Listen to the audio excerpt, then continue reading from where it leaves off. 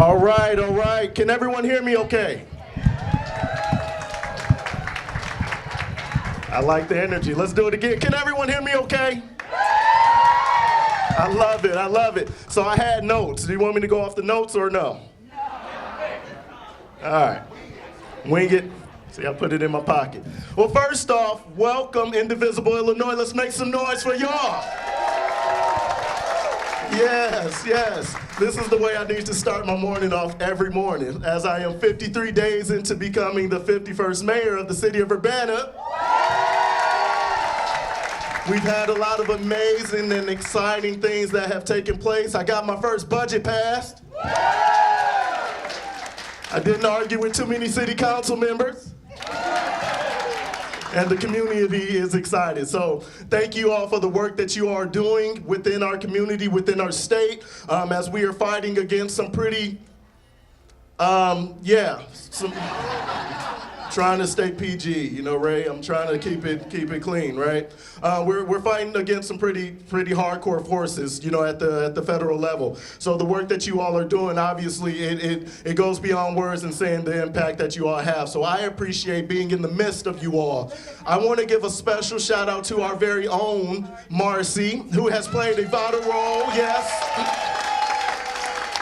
Marci, who played a vital role in bringing you all to Urbana, Champaign. So I have to say Urbana first now because obviously it makes sense. And Deb isn't here, so I get to do that anyway, right? So, but Marci plays a vital role in not only, you know, getting you all here, but she has played a significant role in the election of a lot of our elected officials here locally that we are all excited for and excited about. And I will say something about Marci. She's not afraid to hold us accountable either when we aren't doing what we're supposed to do. So let's make some noise again for Marci.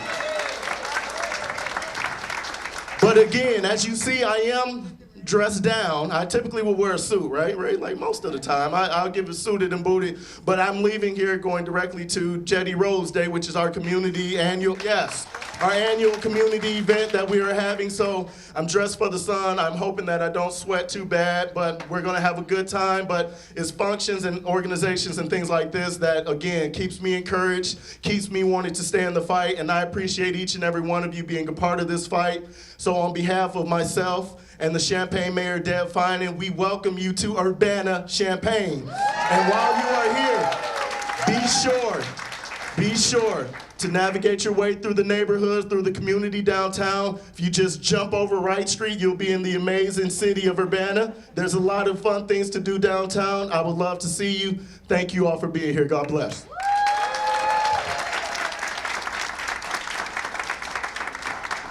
And Marci, you rock. Hi, I'm Marci Adelston-Schafer. I am on the Indivisible Illinois Exec Board, and I am from here, from Champaign, as you sort of heard from Deshawn. And I'm just letting you know that Indivisible Illinois is so happy to have you guys here. We're gonna say something about what we do. I'm the phone bank lead, and actually every Sunday we have a phone bank that it's on Zoom, so anybody can join from anywhere. And it phone banks right now into the Illinois 12, 15, and 16 to let the people in that state, in that congressional district know that their member of Congress voted to cut Medicaid and what it means to them and what it means to their communities. And if you are interested in phone banking, I can send you the Mobilize link. The next one is tomorrow, 4 to 5:30 on Zoom, and then we have it every Sunday. And I am going to hand it over to Jeanette. Hi, can you hear me? Yeah. Okay, I'm Jeanette Quirk. I'm from Indivisible, West Suburban Chicago. Some of those people who are going woo right now are the ones that put the active in activist, and I think we can all say that that's what keeps a lot of us in this game, because if we weren't doing this, I don't know what I'd be doing. So this is it. And so I'm also been on the Indivisible Illinois Executive Board for under 2 years, and my head is still spinning in many directions because they are just an amazing team, as you can see what they've done. So, and they are so fun to work with, and they all rock a lot. And I'm also on the Indivisible Chicago Alliance group as well, where we come together and work with all those folks too. So the most exciting thing that has happened since the election has been seeing all these new groups starting. And we started a spreadsheet and then it just exploded. And it continues to. So that's what keeps us going. And I just feel like we're making a difference. There's no doubt about it. So it's great to see everybody. And next is Linda Kallas. Thank you. My name is Linda Kallas, and I am on the executive board. I'm also with Indivisible DuPage. Let's hear some yays. And with Truth Brigade Illinois. There's Truth Brigade Illinois people here. On the board, I am kind of if anybody knows this term, I'm kind of the back office person, so a lot of the administrative stuff and also outreach to groups. And let me tell you, when Jeanette was talking about how many groups there are, it is amazing how many new groups are showing up, which is absolutely fantastic, but also trying to keep track and make sure we're talking to each other is really important, and that's going to be part of what we're going to talk about today. And I do want to give one shout out. In the back of the room, there's 4 posters that are listing all of our groups. Hopefully we didn't miss any, but Doreen, who is sitting at the table over there, stand up, made these posters. God bless her. She did a great job. So this is a day to have fun, but also to engage and to make sure we have a plan so we can get the idiot out of office.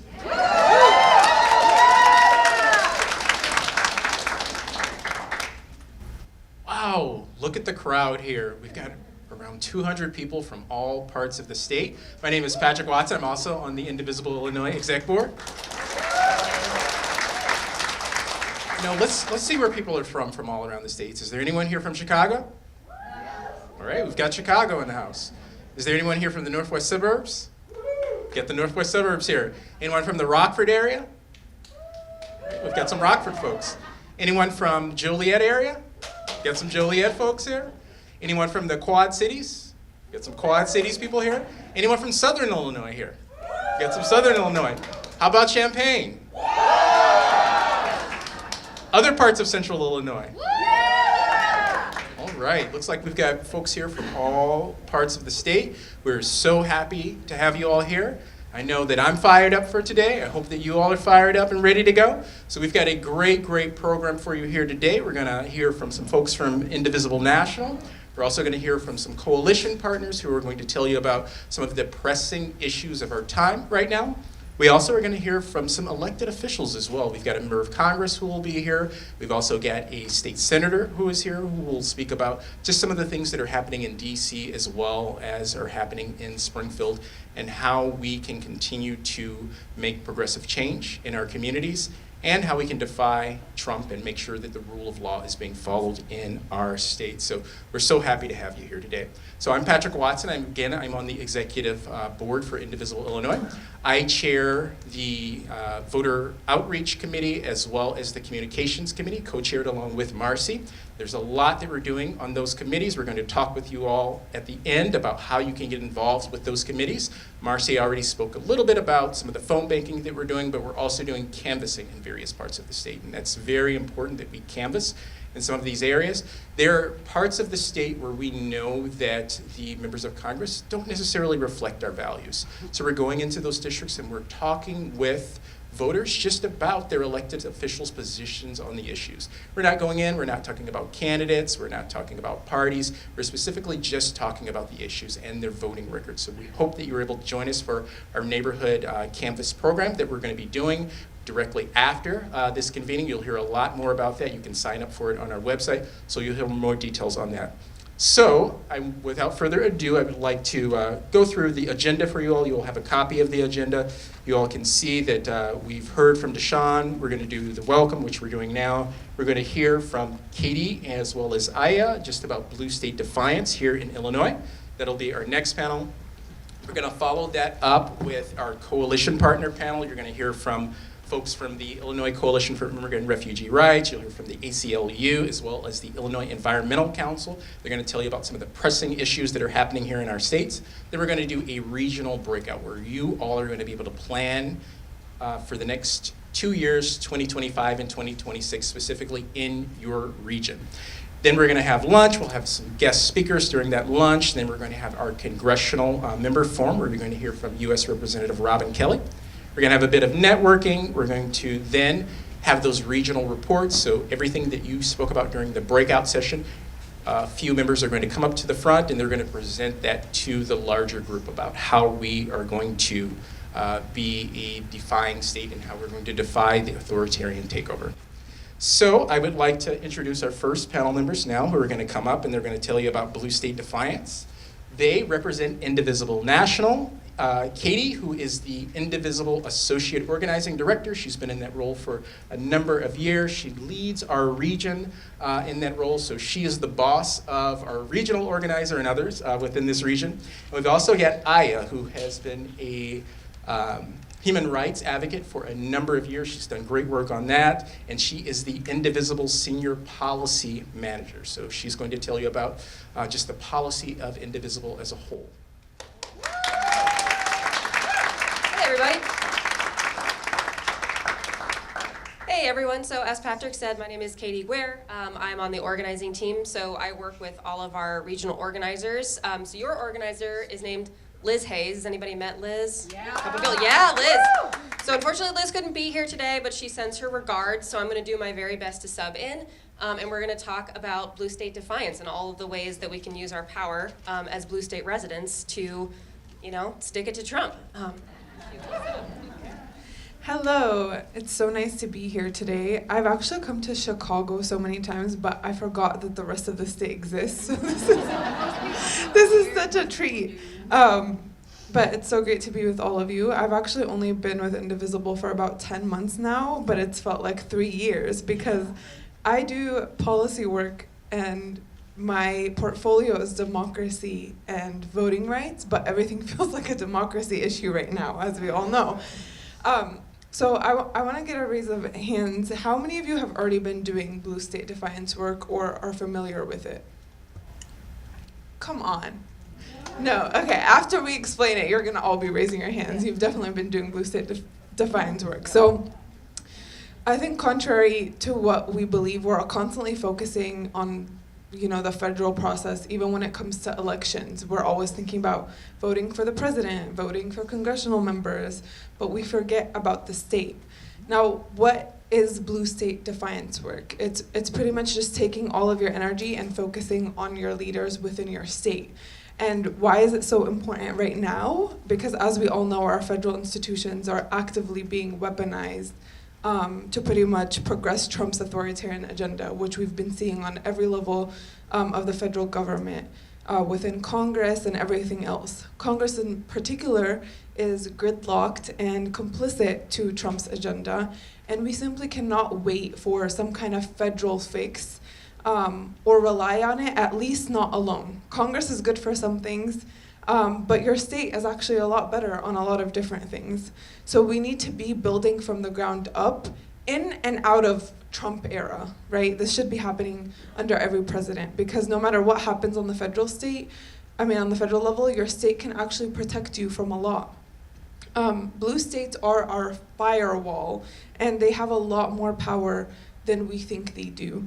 And Illinois is a prime example, and we're gonna get to some of your leaders that are actually doing incredible work, in part due to your guys' pressure, but also because you have good, ambitious leaders.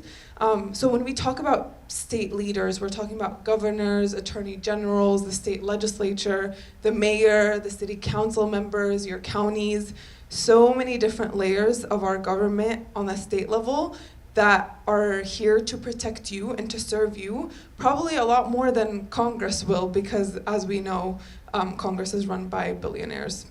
Correct me if I'm wrong.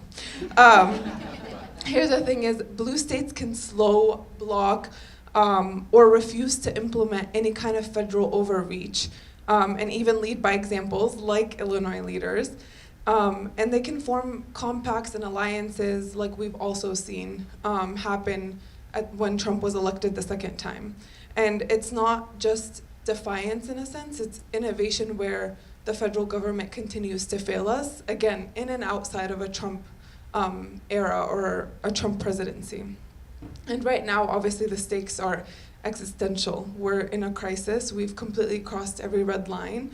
And unfortunately, Trump is merely a symptom of the issue, and that's what we're trying to fix, right? Our work isn't going to end when he leaves office, and our work should not begin just simply because he's in office. There's a lot of things wrong with our system nationally and on every state level that we need to be focusing on. So I want to talk about blue state, well, some examples of blue state defiance. For example, when Trump was first elected, right after the election, both Illinois and Colorado governors, Polis and J.B. Pritzker, formed a coalition called Governors Safeguarding Democracy to resist potential federal policies. And I don't know that so much has happened between the two since then, but I know it was at least just to show that we will not just stand idly by while you continue to screw with our government. In Maine, the governor, in the face of Trump withholding school funding as punishment for Maine schools, respecting trans students, refused to back down, prominently telling Trump that she'd see him in court. Woohoo! They love when they challenge him, which a lot of people have been doing. And then New York Attorney General is aggressively suing the Trump administration to protect New Yorkers from the administration's policies and illegal actions, which we've also seen grow increasingly over the last few weeks in particular. But let's go back to Illinois. You guys have a great governor. Do we agree? Like, yeah. I petition to have every governor in the US be like him. He's done so much pre and post Trump election. For one, he's blocked federal access to autism data. He was the first governor to issue an executive order protecting health privacy from federal abuse, which, yes, great. He's defended DEI in education. He publicly resisted federal threats to defund DEI programs and upheld inclusive education mandates, and got sued for it, and continued to do it anyways. On immigration, he has been incredible in the face of Trump's authoritarian immigration overreach. For example, everybody knows the story of Kilmar Abrego Garcia, yeah?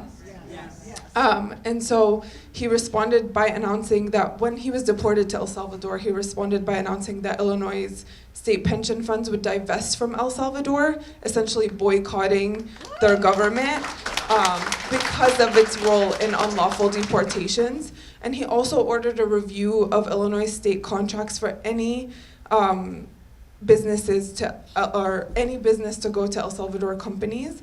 And despite the fact that he has been returned and saved because of this kind of pressure, because of our collective pressure, but also because of governors like him who stood in the face of the government. And he's come home. Unfortunately, he's still being attacked by the government under the most bogus charges. But I think that this kind of pressure potentially saved his life. And he wouldn't be here today if it wasn't because of that.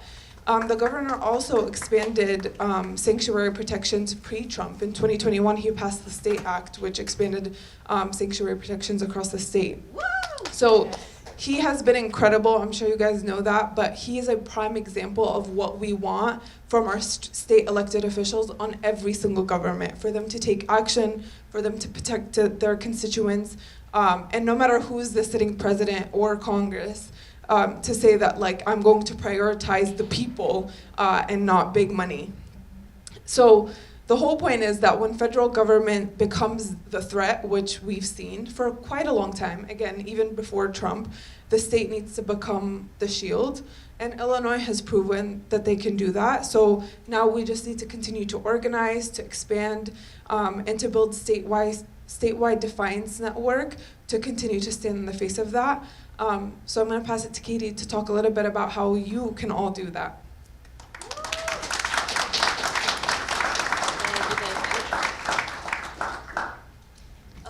Okay, so now we're going to talk about some specific things that we can do. So we're going to give you some examples to get your wheels turning, and then we're going to do some planning as a group and in small groups. Who's excited? So, some things that other states have been doing and options that you can consider are demanding a special legislative session on a key topic. So, most of us have states that have a legislative calendar, a legislative session that lasts sometimes for only a couple of months. And you can demand that actually you should do your jobs and come back. Sorry, I don't know much about the Illinois state legislature, but certain other states that shall not be named, you know, they work for 6 weeks and then they hang out for the rest of the year. You can also advocate for state-funded legal defense funds. You can support regional compacts to form a united front, like the governor's Safeguarding Democracy. And another key one is push for race to the top policies. So basically what we mean by this is make your state a good and desirable and safe and pleasant place to live that draws the contrast between blue states and places that are unfortunately having to live under the control of the Republican Party and the MAGA enthusiasts to really draw that distinction.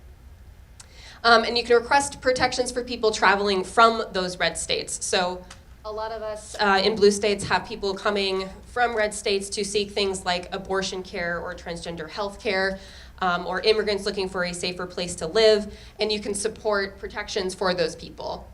And demanding that unlawful ICE arrests get investigated. They're doing a bunch of illegal and immoral crap, so we don't have to just let them do that. We can actually demand that they have some oversight. Okay, so I want to ask the group, so as we stated, you guys have a pretty rad governor, right? So one important thing that we do is backing up. It's really important that we back up our elected officials when they're actually doing stuff that we like and make it clear that they're representing us and not just on their own little personal mission. So what are some ways that you can build on what Pritzker started and ways that you can have his back and cheer him on? Anyone have some ideas or anything that you've been doing already?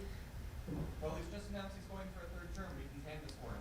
Canvassing for him, yes, absolutely. Yes, yes, yes, yes. Volunteer power is so, so, so important for electeds, yeah.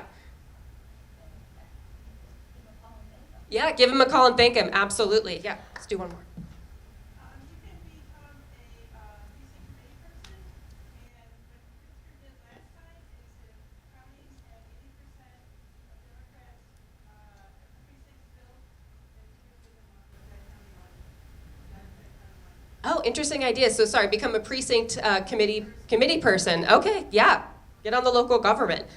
Yeah, in the back over here. Letters to the editor, yes, great one, make it public. And let's do one more. Oh, were you raising your hand or did you have a cord? Okay. Fidgeter, that's totally fine.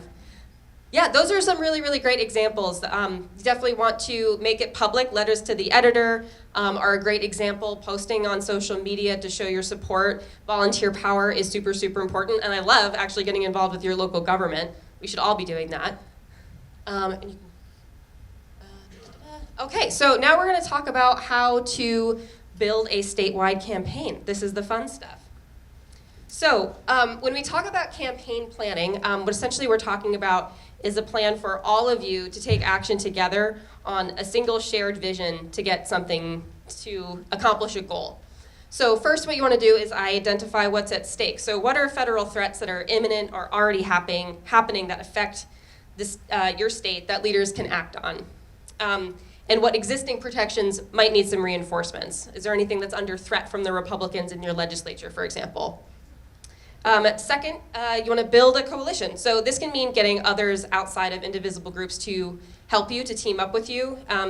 And those are usually organizations that share your same values and ensure that rural, suburban, and minority voices are heard and involved. And really we'll want to talk a little bit more about this, but we want to aim for a large percentage of Indivisible groups, all of you, participating in this campaign. And step 3, gauging your key targets in state and local government and who needs to do what. So as Aya said, that's the governor, the state legislature, the attorney general, city councils, county governments, for example. And then you can develop your action plan and your tools and your messaging, and then you advocate, and don't forget to track, celebrate your wins in order to keep momentum. Go to the next slide. All right, so in a few minutes, I'm gonna break you guys up into groups. I've got some super fun little worksheets for you. And the goal here is to get you thinking like a campaign planner. and to start on building a plan that you can all engage in Illinois over the next year, two, however long we're going to be doing this work. So it's going to guide you through some questions to think about. So number one, what issue are you trying to solve? So you can talk amongst your groups about what issues that you've noticed are coming up in your state or in your town. What's your overall goal on that issue? Go to the next slide. Who are your targets? And by that we mean who's got the power to influence that issue that you can advocate to. And who are your secondary targets? So these might be people who have a lot of influence in your community or in the government, but maybe aren't the actual decision makers themselves. Who are your allies? Who are some potential ally organizations? So organizations that work on that particular issue, could be faith groups in your community, that sort of thing.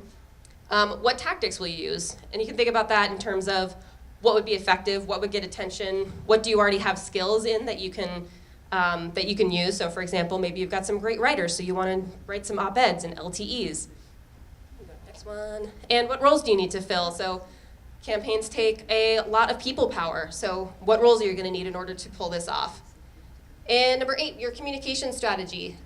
So what do you want the messaging of this campaign to be? How do you distill this down into something that's digestible for everybody? How do you want to communicate about the work that you're doing? And your timeline, setting some benchmarks for your success and what the overall timeline of the campaign looks like, and next steps. And we'll come back at the end to talk a little bit more about that as well. So, at your tables, and remember, this is for practice. You're not going to be like held legally bound to these campaigns right now. We want to get you in the habit of thinking like a campaign planner and starting to put this together so that we can keep on refining it after this convening. So I'm going to have you guys break into groups of, I don't know, between like 5 and 10-ish people or so. Find a little corner, clump yourselves in your seats, whatever you want to do. And I'm going to hand out these campaign planning worksheets. And I will kind of be, milling about. So if you've got questions that you want to ask, then we can pop in and help you plan a little bit. So break away, and I'll come around and hand out these worksheets. Yes. Oh, and sorry, I forgot to say, we'll do 15 minutes for this, and then we'll come back and wrap up at 11:55.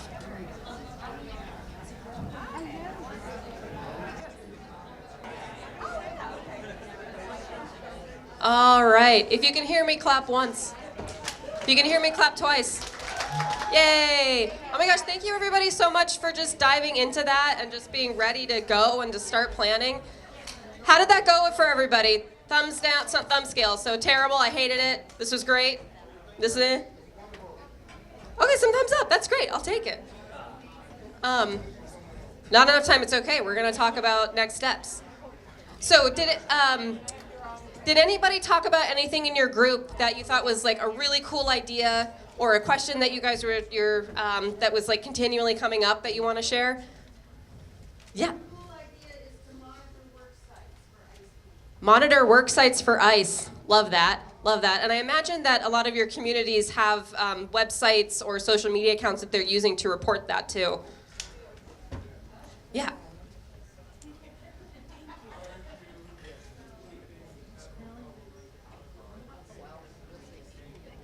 Keeping the federal government out of the education system, kindergarten through college. That's great. Did you come up with any decision makers that you wanted to target or tactic ideas?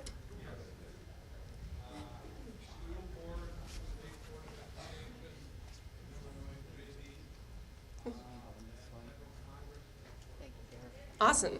Yeah, so that was school boards, the Board of Education for the state, okay, and sorry, the governor, and what was the last one? Congress, yes.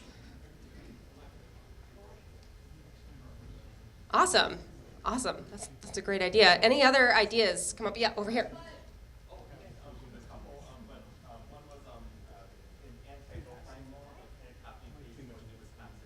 Oh, love that. Yeah, so that was an anti-vote buying law, so that modeled after a law that Wisconsin passed to prevent somebody like Elon Musk from coming in and buying a bunch of votes, because that was bonkers. So I love that idea. Did you have one over here? Stop the privatization of the Postal Service. Oh. Sorry. Can you guys hear me when I talk into the mic, or do I need to talk louder? Yeah. You know what? I'm gonna pass the mic around. We'll do a couple more ideas, and then I'll.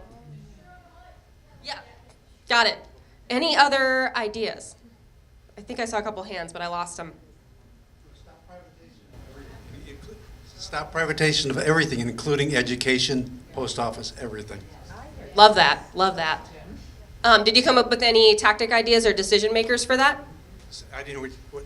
Any tactic ideas or target? No. Didn't get that far? That's okay. That's okay. I got a hand over here. I'm gonna scoot.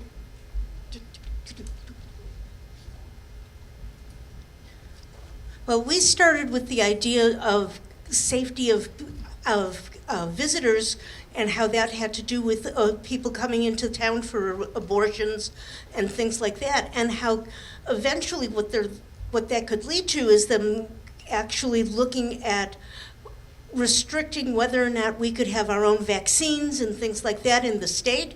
And we decided that that would actually be something that we wanted to prevent them being able to limit what we could do with our bodies in our state. And we decided that that was something that we wanted to limit. And we talked about how we would want to put together legislation for that, and how we would have to go through the legislature and get the medical community behind us, and how we would go that way to do it. That's really, really smart. Awesome. Thank you for sharing. Go over here. Hi, everyone. So one issue that we're trying to solve is there's a resolutions project by Simon Rosenberg and Hopium Chronicles. They put out this resolution that essentially is promoting the separation of powers and just the defense of democracy. So, yeah. The plan essentially is to use the local groups to harness power, to continue to try to just build that coalition together, and just try to get other states to go along with it, and essentially set aside funds to get activists to be able to execute on this.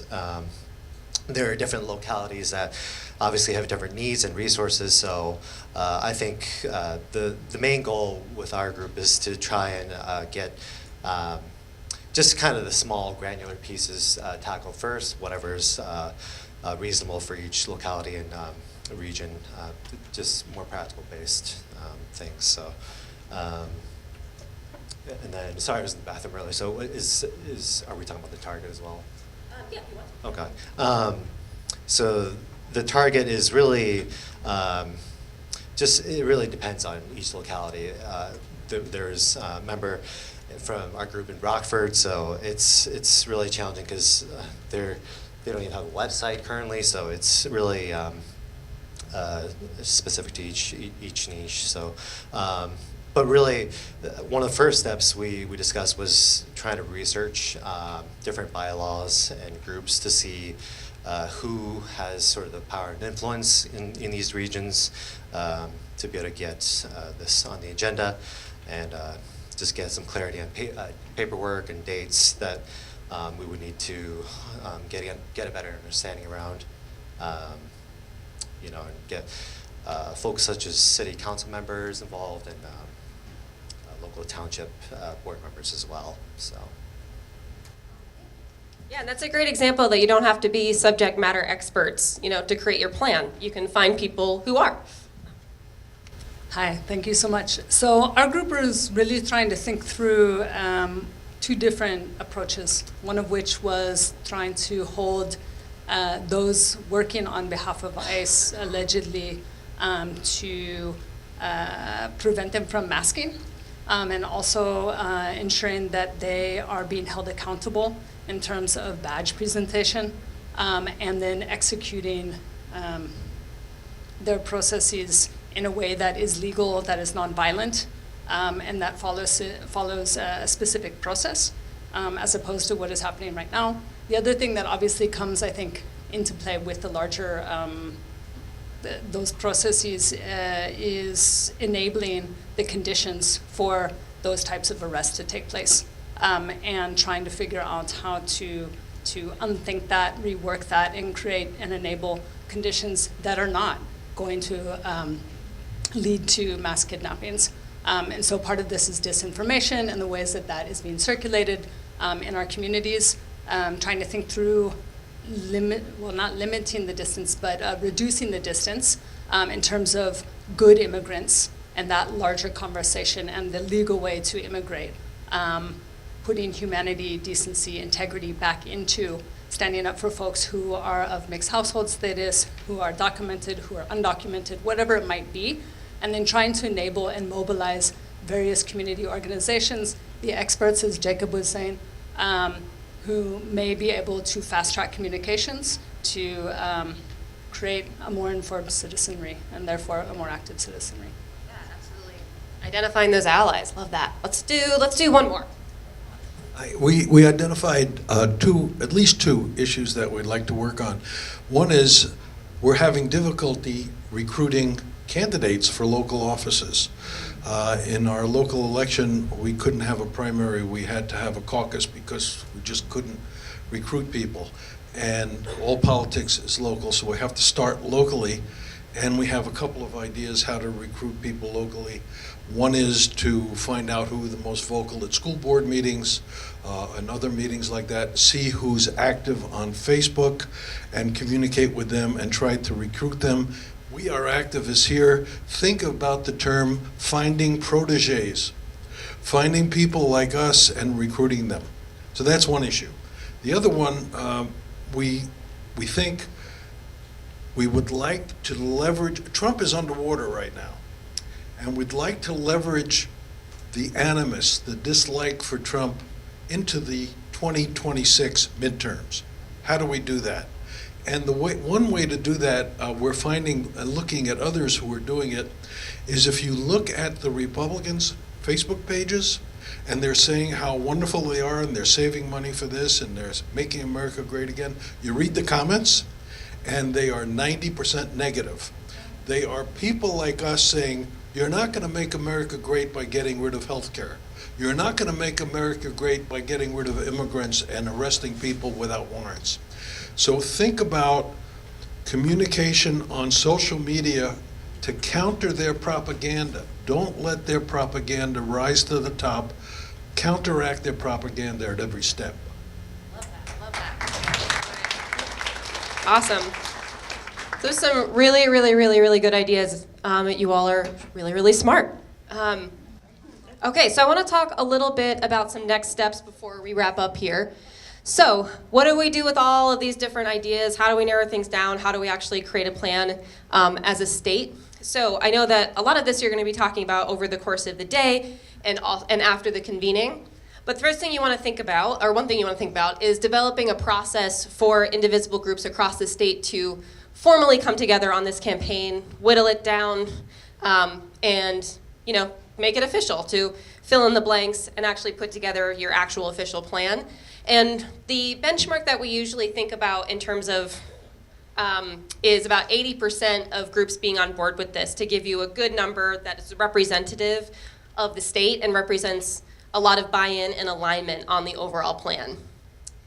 And then you can choose, and after you do that, after you know how you're going to make these decisions, then you can start to think about what are the issues, what are the goals that we want to work on together, how do we narrow this down, or how do we split up the work so that we can achieve multiple goals at the same time. And then you can create your campaign teams. So this might be, some states split things up based on issue area, for example. So they might have a team that works on healthcare and another team that works on immigration issues, another team that works on LGBTQ rights, things like that. So you could structure it that way. You could also structure it by state and local and federal work, and have people who are kind of looking and supporting local groups in those areas of work. Lots of different ways that you can do it, but you come together and kind of make those decisions, those process decisions so you can make your plan and start to implement it. I also wanted to flag a website for you called bluestatedefiance.org/blueprint.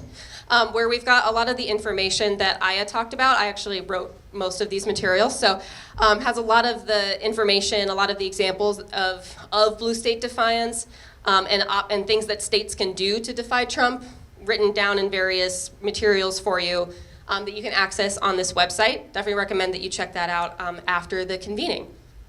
And I think that's it from us. Thank you all so much for diving into this. I know that you're going to come up with a really, really great plan, and we're excited to be here for the rest of the convening with you all. Yeah, did you have a burning question? Are the ideas that were just presented going to be summarized and published so we could have something? Yeah, oh, yeah. If everybody could bring your worksheets back to me, and if you want to take pictures of them before you do that, or if you want to email pictures of them instead, my email is just katie@indivisible.org, and I'll make sure that they get to the Indivisible Illinois board. Great question. All right, thank you everybody so much.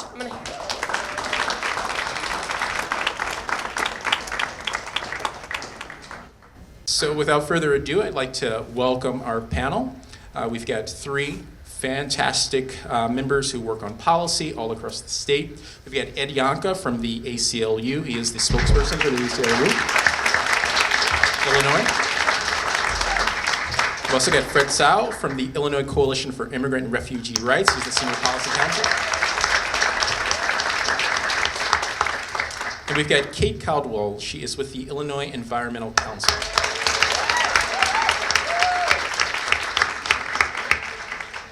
So these organizations are doing great work all across the state, and we're going to speak about what their priorities are over the next 2 years, 2025 and 2026, and how all of our groups across the state can work along with them. So we're going to start things off with Fred. It's a very timely presentation that Fred's going to give, especially with everything that we've seen from the administration, especially over the last 2 days. I'm sure you all have seen the birthright citizenship decision and some of the other decisions that have come down from the Supreme Court. So we're very interested in just hearing about what the Illinois Coalition for Immigrant and Refugee Rights is working on and how we can partner with them. Fred? Okay. Thank you, Patrick. Hello, everyone. All right. I don't know why I'm up here, because there's absolutely nothing going on in immigration these days. I'm just lounging around my office, watching cat videos and eating chocolate. Nothing's going on. No, seriously, it seems like we're getting punched in the face on a weekly, if not daily basis. So I wanted to spend a bit of time just gathering a lay of the land here. So I have a few slides. I'm not going to go into super depth about all of them, but I think this will give you some idea of what we're up against these days. So this first slide is a catalog of all of the different ways in which this regime is trying to, in the words of one commentator, illegalize people who are in the United States who may have some form of legal protection or status. So as you can see here, there are a number of people who were granted temporary protected status because it's too dangerous to deport them, and yet this administration wants to do that. In at least one case for Venezuela, the Supreme Court stepped in and is allowing the administration to do this. Terminating temporary protected status is going to affect about 350 to 400,000 people across the country. Also, there were hundreds of thousands of people who were allowed to come to the United States under a variety of circumstances. Some of them were screened outside the United States and then allowed in to pursue asylum cases. And many of these people are also losing their parole, losing their work permits, and losing their protection, and are now vulnerable to deportation. We've seen students, people here on student visas, and in some cases even green card holding student activists like Mahmoud Khalil, who are now being specifically targeted by this administration. And then to cap it all off, even many people who are US citizens under the 14th Amendment may, in a matter of a month or so, no longer be recognized as US citizens. Thank you thank you, Amy Coney Barrett, and your 5 colleagues on the Supreme Court. So oddly enough, the one thing that we were most anticipating and most concerned about has not happened yet. That's DACA. DACA still exists. And so about 700,000 to 800,000 people who have DACA still have it, can still renew it, are still able to work. Unfortunately, new people who qualify are not able to access DACA. And we're actually just kind of waiting for the next shoe to drop here. So, but yeah, all told, over 1 million people who have some form of legal protection are now, before this administration, are now going to be vulnerable to deportation, on top of everybody else who was lacking protection. So, next slide here. We've also seen this administration try to cut corners and short circuit of ordinary legal procedures. So one really important thing that's happened is what's called expedited removal, which had only been used at the border and only for people who were here for less than 2 weeks. Now this extends all across the country to anybody who can't show that they've been here for more than 2 years after entering the country without authorization. So many of the arrests that we're seeing at courthouses or at ICE check-ins, this is expedited removal. These folks are being denied the opportunity to go to court and make their case, unless they scream bloody murder that they're going to get persecuted in their home country. We're also seeing, in the case of the students, this rationalization that somehow the presence of these students interferes with our foreign policy. Thank you, Marco Rubio. We've seen the invocation of the Alien Enemies Act from 1798. None of us in this room were around back in 1798, but somehow... Well, I was. Well, okay. I also remember when Ed had hair. So, so that I think is an indication of my age as well. This old law is being dusted off to purportedly to deport the worst of the worst, but of course, as we've seen in the case of Kilmar Abrego Garcia, that's not the case. We're also seeing, these notices that Homeland Security is putting out, and ads on the radio and TV saying, "Hey, if you're not here legally, you ought to leave. And by the way, we will even pay for the privilege of your leaving. We'll pay your airfare, and at the end of it all, we'll cough up $1,000 stipend." So that's happening. Completely unprecedented. And the last thing, speaking of the Supreme Court, now, at least for now, it is legal for the United States to deport people to a third country, like El Salvador or South Sudan or Djibouti, with very limited opportunity to show that, hey, my life might be in danger if I get deported to South Sudan or Libya or El Salvador, but this is being allowed to happen. Next slide. Okay. This administration is also also weaponizing the various measures by which it collects data. So, for instance, we now have a memorandum of understanding between ICE and the IRS, where ICE can ask the IRS to confirm someone's address based on their tax returns. So that's really going to encourage people to file their tax returns, right? So, similarly, we're seeing now, there have now been reports of, Homeland Security trying to glom onto information that states turn over to the federal government regarding Medicaid enrollment. So yeah, that's going to encourage people to sign up for medical assistance, right?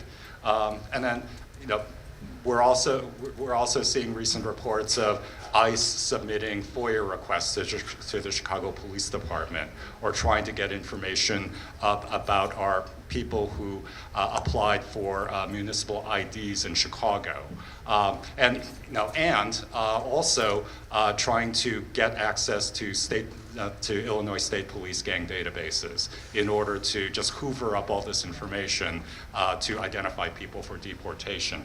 And on top of all this, people are being asked to comply with this registration requirement, basically to report themselves to the federal government under threat of criminal penalties. So again, these are the lengths that this administration is going to.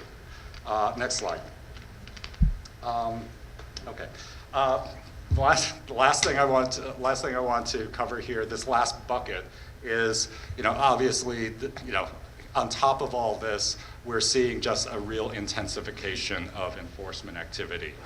We've seen concentrated operations in specific areas. Back in January, even before the inauguration, we saw a massive concentration of ICE activity in the Chicago area.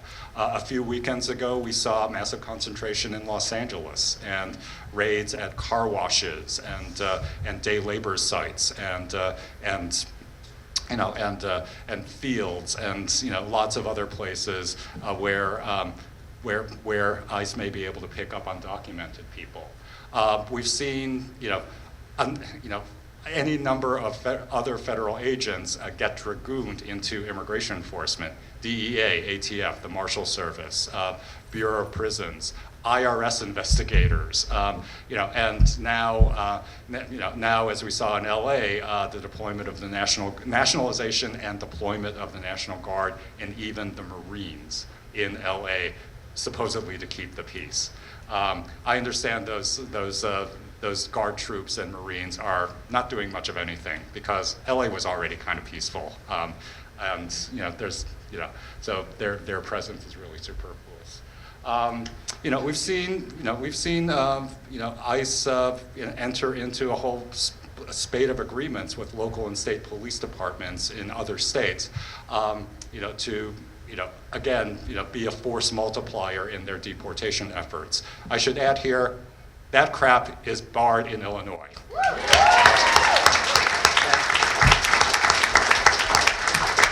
Thanks to a law that we passed back in 2019. So we're not going to see that. Unfortunately, what we may still see is raids at so-called sensitive locations: churches, schools, work sites, courthouses. The previous guardrails against those kinds of operations have since been removed. In fact, it was removed on, maybe not on day one, but on day two. So all of those locations are now fair game. And then, I mentioned earlier, there are now ICE arrests at courthouses. Then people are now being sent short notice alerts saying, "Hey, show up at this location, on this day or this day, and if you don't, you're violating the terms of your supervision or your monitoring." And when people show up, they get arrested. So that's been happening here in Chicago. That's been keeping us up late at night over the past few weeks or so. And the final thing to note here is that the proliferation of masking and other kinds of really rough tactics. People being tackled, people being roughed to the ground, windshields being broken when people are stopped in their cars, and then of course what seems to be a now uniform policy that ICE agents are going to be masked and camouflaged, which of course denies any kind of accountability for any of this behavior. So, how are we responding to all of this? Which I think is what Patrick wanted me to focus on in the first place. Next slide here. Okay, so this is what we're doing. First off, we have been doing lots and lots and lots and lots and lots of Know Your Rights education. Many of you probably were on the webinar that we organized back in, what was it, March? Or, oh my God, it was that long ago.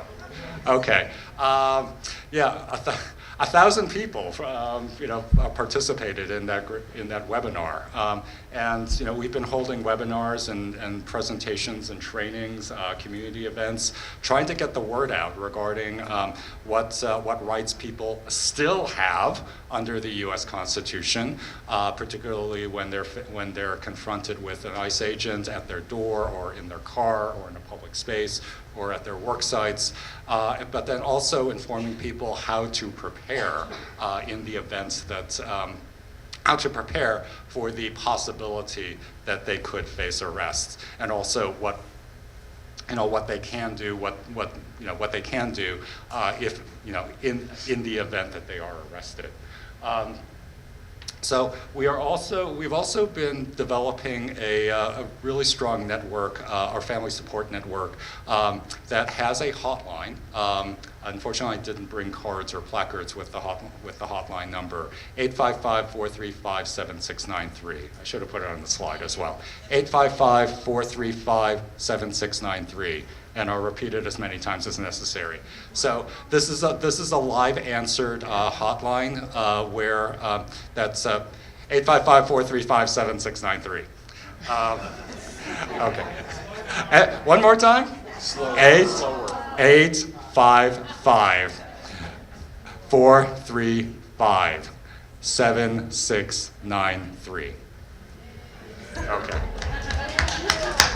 I'll say it as many times as necessary. So this is a hotline that's staffed, that's now staffed and live answered most hours of the day. Maybe not at 2 in the morning, but most hours of the day. It's also staffed in 9 languages, and this connects people up with with operators who can relay information about ICE sightings, ICE raids as they're happening, but also connect people with legal resources, with community services, other kinds of benefits that they may that may be available to them. And as I mentioned, one of the key pieces added onto this is our rapid response network.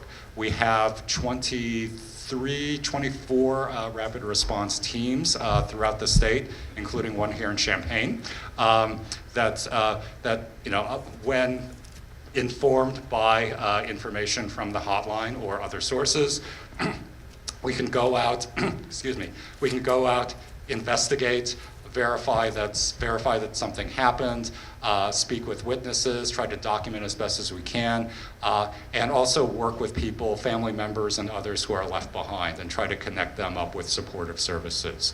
So that is also in place now. I would also note too that part of our response is also trying to fight off bad legislation. We're fairly fortunate here in Illinois that we have other ways of bottling up unfriendly legislation. Unfortunately, that's not always the case, particularly on the federal level. And I do want to take a minute to mention the big beautiful bill, the one big beautiful bill. Which we call the big bullshit bill. That is now working its way through Congress. In fact, the Senate might start its vote-a-rama as early as this afternoon.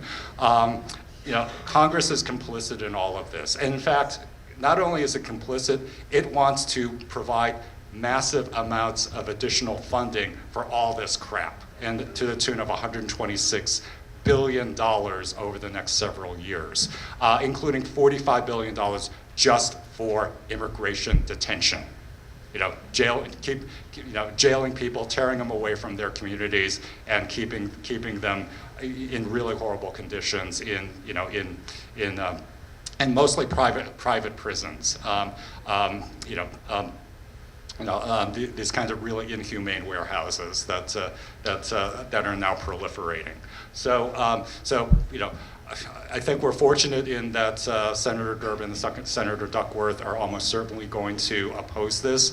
But even if the Senate passes this, the bill is going to need to go back to the House for concurrence. So this is going to be our opportunity to put in calls, put in messages to our House members to say, don't vote for this thing.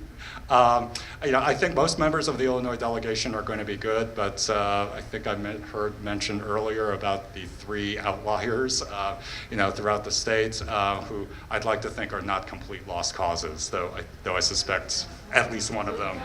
Well, at least one of them is, and probably the other 2 are as well. Let's see. 2 other things to note here. One is congressional oversight. So even though the Democrats are in the minority in both chambers, they do have oversight authority. I love seeing, watching videos of Congresswoman Delia Ramirez just nailing Kristi Noem, either in the hallways of the House office buildings or in congressional hearings. So she's going to be playing a role. Chuy Garcia is going to be playing a role. Raja Krishnamurti is going to be playing a role. They're all on relevant communities with respect to immigration operations.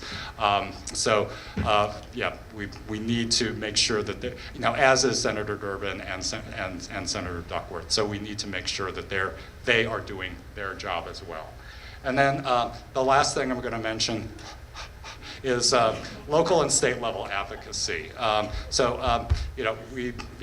We can do our part to try to pass local policies and state policies. We already have a very strong set of state laws in place, including the Trust Act, the Illinois Way Forward Act.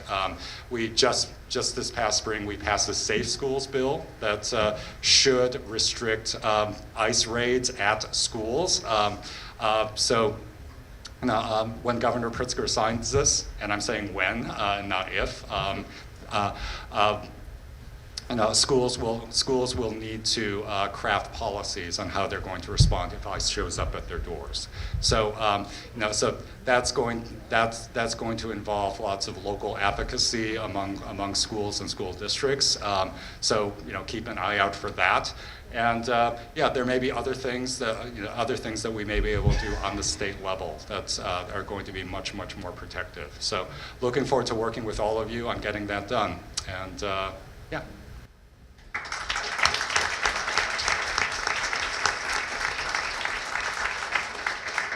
Thank you, Fred. You're doing fantastic work at the Illinois Coalition for Immigrant Refugee Rights. We'll definitely be in touch with how all of our groups, we've got group leaders from all across the state, how we can partner with you on many of these initiatives.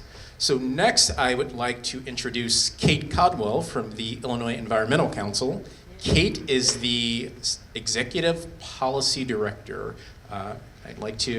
Kate, if you could tell us a little bit about yourself and your role at the Illinois Environmental Council. Yeah, of course. Thank you. Can you all hear me okay at this level? Okay. Well, I am Kate Caldwell. I am a Senior Policy Manager at the Illinois Environmental Council, also known as IEC. Since 1975, we are basically the heart, the backbone of advocating for environmental policy across the state. Specifically, my role, I manage our state to federal partnerships. This is something that we are building out that's kind of new in this phase. So I am coming in with the responsibility of holding our state lawmakers accountable at the state capitol in Springfield, but also making sure that we have great relationships with our congressional delegation as well. So a lot of our advocacy is stretched across 6 different issue areas. We work on transportation, we work on agriculture, conservation, zero waste, clean water, clean energy. But specifically, I kind of want to talk to you all about the work that we are doing to kind of, build up our federal defense. And so, like it was previously mentioned, also, I don't know if you all are watching, but Senate Republicans actually did overnight release a new version of the budget reconciliation text. They probably are voting right now as I am speaking, but they are expected to vote on that, and then it does have to go back to the House. It has to go through concurrence, but concurrence will probably look a little differently because everyone won't be in the room, all voices won't be heard. And that's something that I kind of want to touch on is right now we're in a state where we have no idea what's going on because we are out of those rooms, right? We are not being informed. We don't have, the educational part of, how these policies are affecting us, here on the ground, and how these policies are affecting our state. And so part of what IEC does is we make sure that we can get in the room. Part of what I do with my work is making sure that I'm having those conversations with our congressionals and understanding what's at stake, but also letting them know that you are voting against not only a bill, but you are voting against policies that are affecting the very people that you represent. So this is no longer a black or white issue. This is no longer a Democratic or Republican issue. This is, you are going against the very people that put you in office to protect them. And so what we are seeing with this budget reconciliation bill, it's scary because the main people that we are seeing that are going against it, or the main people that we are seeing are going against, the protections and the provisions that we need, they are the main ones that are kind of shooting themselves in the foot a little bit. Something else that I want to speak about is the power that we hold within the state. And I want to touch on that because we've seen how state policy can actually, give us power. Something that, IEC was a part of was CEJA, and that passed in 2021. And so I want to speak to that point because when the federal government is failing, this is the opportunity for the state of Illinois and for different states to step up. Are you going to sit aside? Are you going to, stay back and just, allow these things to happen? Or are you going to reorganize? Are you going to strategize? Are you going to coalition build? And are you going to then expand the current state policies that we currently have? I'm going to be honest with you. I hate to be the bearer of bad news, but the environmental space, it looks really bad, right? You have permitting processes. You have different streamlining things that, community voices are not being heard. I don't know about y'all, but it gets real hot in a suit in 100-degree weather. Climate change is very real. No one wants to sit and drink dirty water. No one wants to breathe, unclean air. But I say all of that to say, yes, the federal government is doing horrible things, right? But thankfully, we are in a space where we have a blue state, where we have lawmakers that we can actually have conversations with and say, hey, I understand that this administration is doing this. I understand that this administration is harming us in this way. However, can we look at the current laws and can we look at the current policies that we have at the state level and see how we can protect those from executive orders, see how we can expand those initiatives, right? Looking at, our legacy, looking at children. I mean, I'm probably younger than most of y'all in the room, but still, looking at, what we're leaving behind. How are we leaving our planet? How are we leaving our earth? So I don't want to harp too much on the negatives that, the federal government is doing because we recognize that, right? We are seeing the news, right? Every day I turn around, every morning I wake up, it's, something different that is hard for me to track.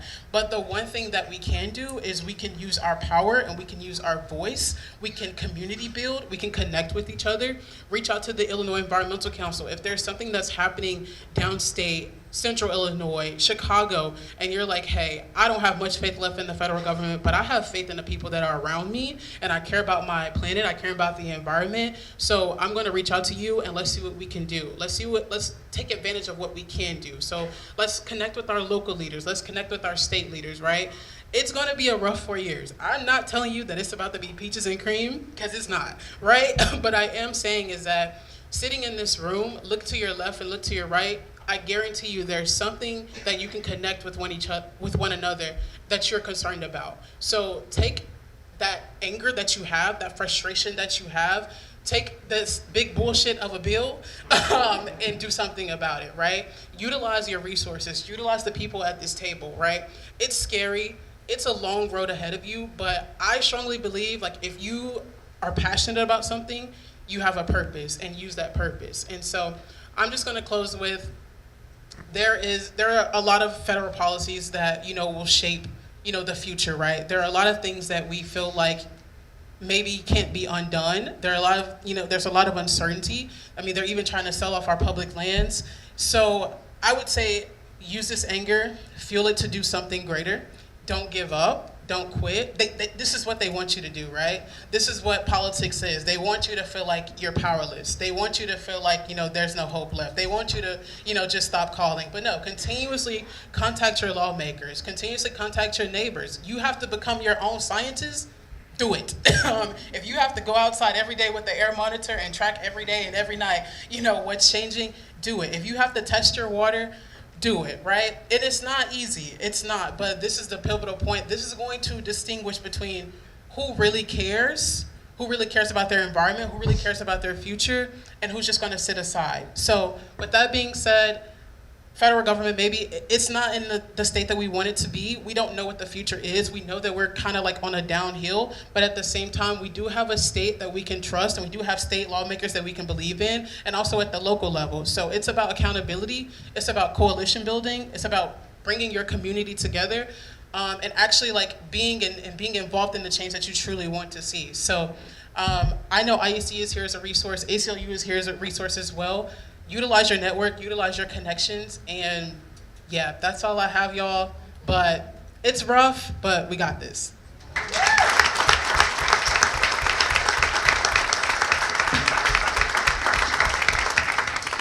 Thank you, Kate. And I know that there are cards going around. We're going to have a little time for Q&A for the panel as a whole.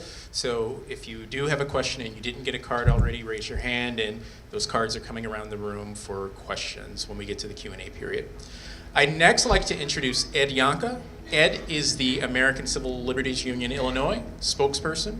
And let Ed speak a little bit about himself and the work at the ACLU. Great. Thank you, Patrick.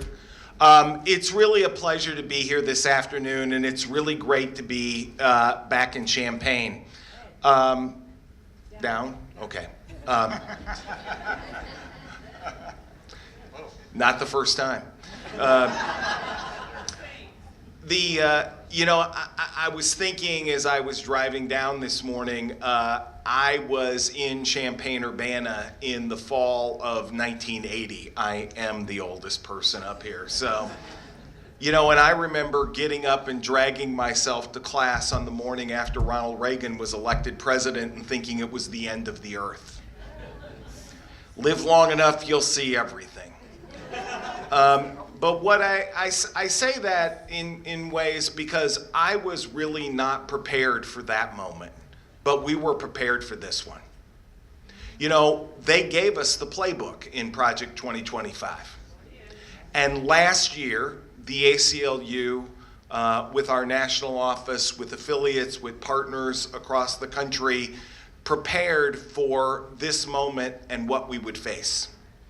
And one of the things that we understood, one of the things that we knew, was that the authoritarian impulses that Donald Trump presented and demonstrated during his first term in office would be unchecked in this one.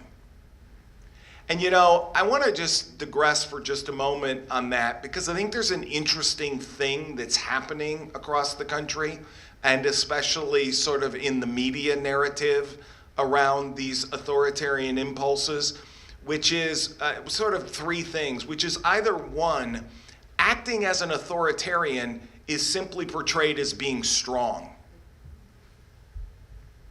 Or number two, you hear these excuses that, well, he doesn't really mean it. He's just playing at it like it's professional wrestling or reality television.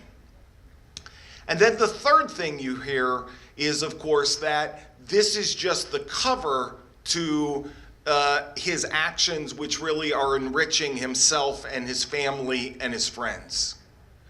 And the corruption's right out there in front of us. But the truth is these authoritarian impulses are real, they are cruel, and they are visiting harm on millions of people across the country. And so we prepared in the time leading up to the election and leading up to the inauguration in thinking about how we would help arrest, stop, do harm reduction wherever we could. And the first thing, because we're the ACLU, is we developed legal strategies. So as of yesterday, I think I have this right now, we have filed 65 different legal actions in the last 5 months against the Trump administration and the actions they've taken since he's resumed office on January 1st of 2025. That's what I actually did count it. I'll get to that. And in 38 of those instances, we have gotten some sort of preliminary or beginning relief from the court. So in more than half of the times that we have filed cases, we have gotten a court to agree that what the president has done and what his administration is doing is unlawful or unconstitutional. So, as you know, yesterday the Supreme Court struck down or limited the ability of district courts to engage in nationwide injunctions. And the reason that I said 65 cases is because a couple of hours after that ruling came out, the ACLU, along with a number of partners, filed a nationwide class action lawsuit against the birthright citizenship change.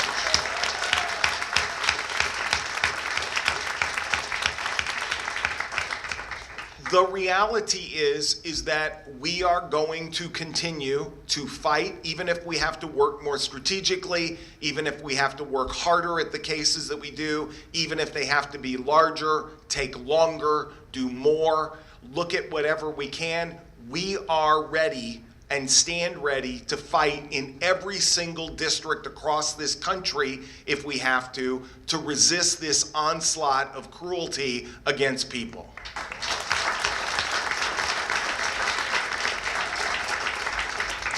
And, as you know, part of this is just targeted and aimed at people that Donald Trump just doesn't like and just doesn't recognize as being worth the value that he is. And I have to say that, when I say that, sometimes people will say, well, how can you really say that? And just think about it for a second. I mean, just think about this. We know Donald Trump believes in due process. Because he used a hell of a lot of it. He used a hell of a lot of it for himself. Imagine if he had been arrested after being called into an emergency court session the way Fred described it is happening to immigrants today. So what we know is whether or not it's immigrants and newcomers, whether or not it's people that he thinks are less because of the color of their skin or their gender or their gender identity or their sexual orientation, or because any of those reasons, we know that these are the people that he is going to visit this cruelty on. And we can stand in the breach and be there in this moment to be there on behalf of those folks in courts and to reduce this harm to the greatest degree we can. Here's the second part of the legal action I just want to mention, which is a little bit of a departure for the ACLU, but one that I'm really proud of over these last 5 months, is we've begun to really look at the way in which they're using funding and government revenue or government grants in order to change programs that they just disagree with. And I want to point to one area where we in Illinois have actually joined in a national lawsuit to stop the dismantling of the Head Start program across the country. Other than Social Security, Head Start may be the most successful government program in the history of the United States of America, and Bobby Kennedy Jr. and Donald Trump would take it away tomorrow because they think it's too woke. I don't know what woke is, but if woke is helping kids to read, I'm for it.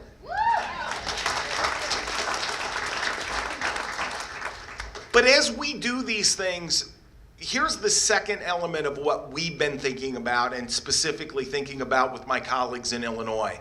As Fred mentioned, and frankly, in large measure on the immigration side due to the work that Fred and ICER has done over the last years, we have great protections in place in Illinois around immigration, around the involvement of law enforcement in immigration enforcement, around detention policies, around other things. We have incredible protections for the LGBTQ community, including specific protections for transgender and non-binary folks and for gender-affirming care.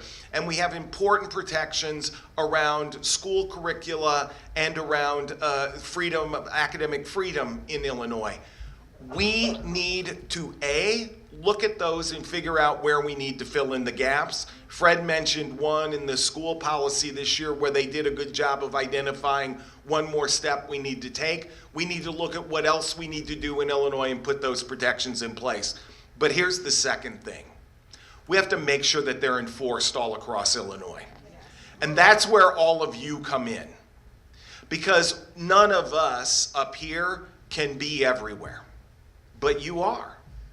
And we need to know what's happening on the ground in places across the country and what those violations, not just of constitutional policy, but of state policy looks like. Let me give you one example from the last couple weeks, and I don't know if there's anybody here from Jefferson County. Okay. Last year, the sheriff of Jefferson County led an effort to raise funds to build, and I am not making this up, a 7-foot-tall, more than 1-ton monument that had a Protestant version of the Ten Commandments on it, and he placed it in the lobby of the courthouse. And he did so, my favorite part about this, he did so because he believed, and he said this publicly, that Donald Trump would want that monument there. Donald Trump, famous follower of the Ten Commandments.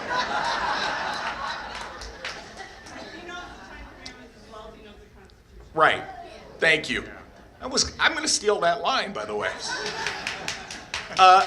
But the other part of it is that he said to the people who helped fund it, he said, hey, you know what?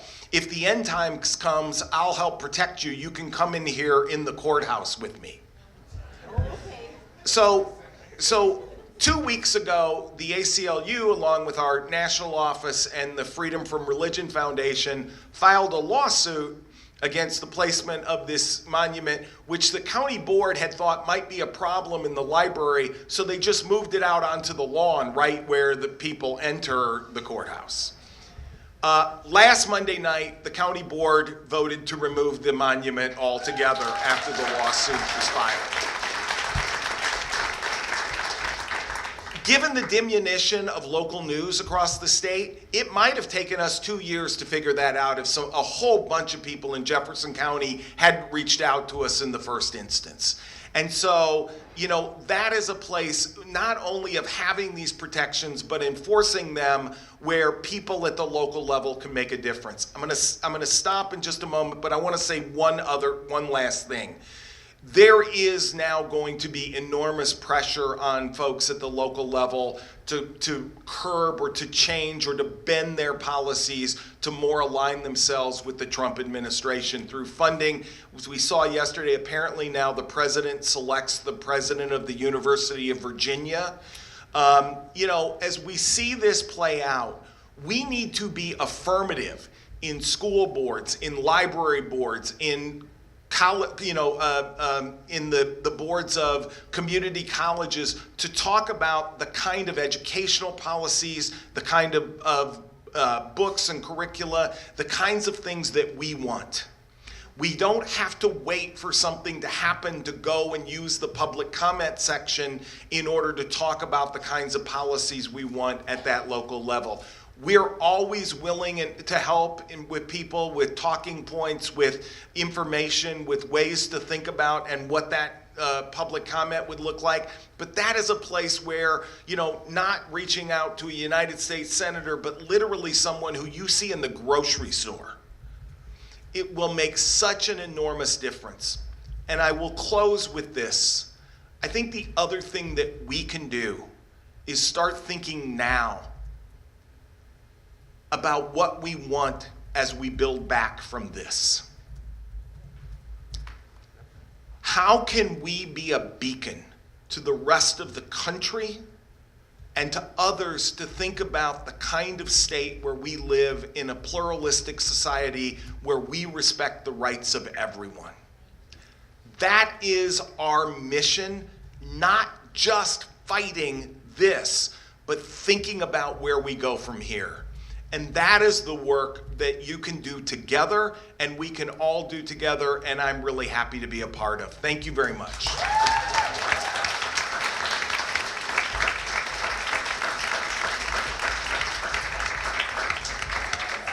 Thank you, Ed. We're going to move on to questions from the audience. Can we have Rebecca, Jody, and Jermaine come to the microphone?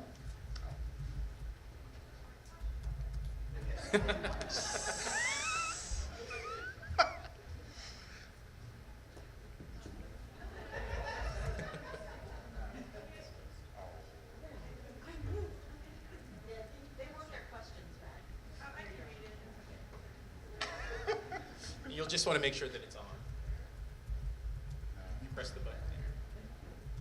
You gotta hold it down. Yeah, okay. Okay, so I would just like to know, Ed, I appreciate everyone. I just want to say, we all appreciate everything you're doing. I want to say that first of all.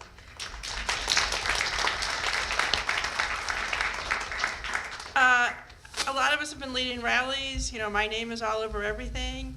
I'm getting a little worried that bad things are going to happen to me. Yeah.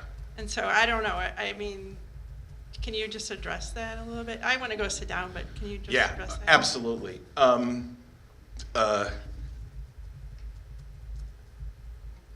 I'd be lying if I said I didn't worry about the same thing. Your name's all over everything. There's video of me. Yeah. You know, the 2 points I would make about that. The first one is I worry about that.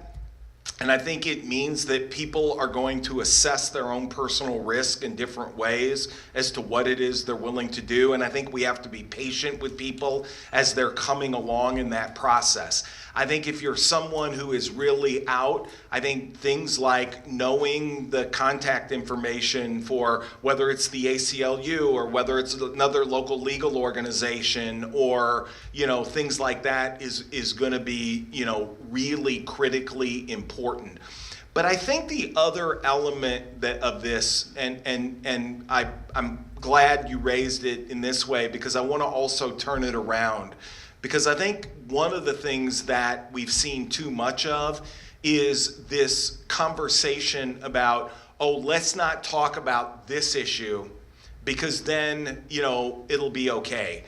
Fred will remember early on after Trump was elected, a Chicago City Council person who said, well, let's just cooperate on the really bad people because then they won't do any of the really tough raids in Chicago. Because I don't know where you grew up, but if you gave the bully your lunch money on Monday, they always skipped you on Tuesday, Wednesday, and Thursday. But the second element of that is I think it really does demonstrate that we're all in this together. We're all at risk. Your name may be on things. My name, I think, would probably be on a list. But the truth is we're all at risk sooner or later. Because the thing is either you comply or you're an enemy. And so I choose not to comply. And, you know, I think that people will make different choices, but I think that's the way I think about it. I would add one piece to Ed's very eloquent response to that and take it a step further, which is that if any of us get into trouble, I would hope we would all rally together to. And we saw this with Mahfouz Khalil. We saw this with the legal defense for Kilmar. We've seen this in any number of incidents where, you know, elected officials and others have gotten arrested for, you know, I don't know. So this is, you know, allegedly slugging an ICE agent as much as we may want to. Okay, that wasn't recorded, was it? So yeah, you know, we protect us, we defend us, and so we, you know, if first sign of trouble, we need to remember we have friends everywhere, as they say on Amdor.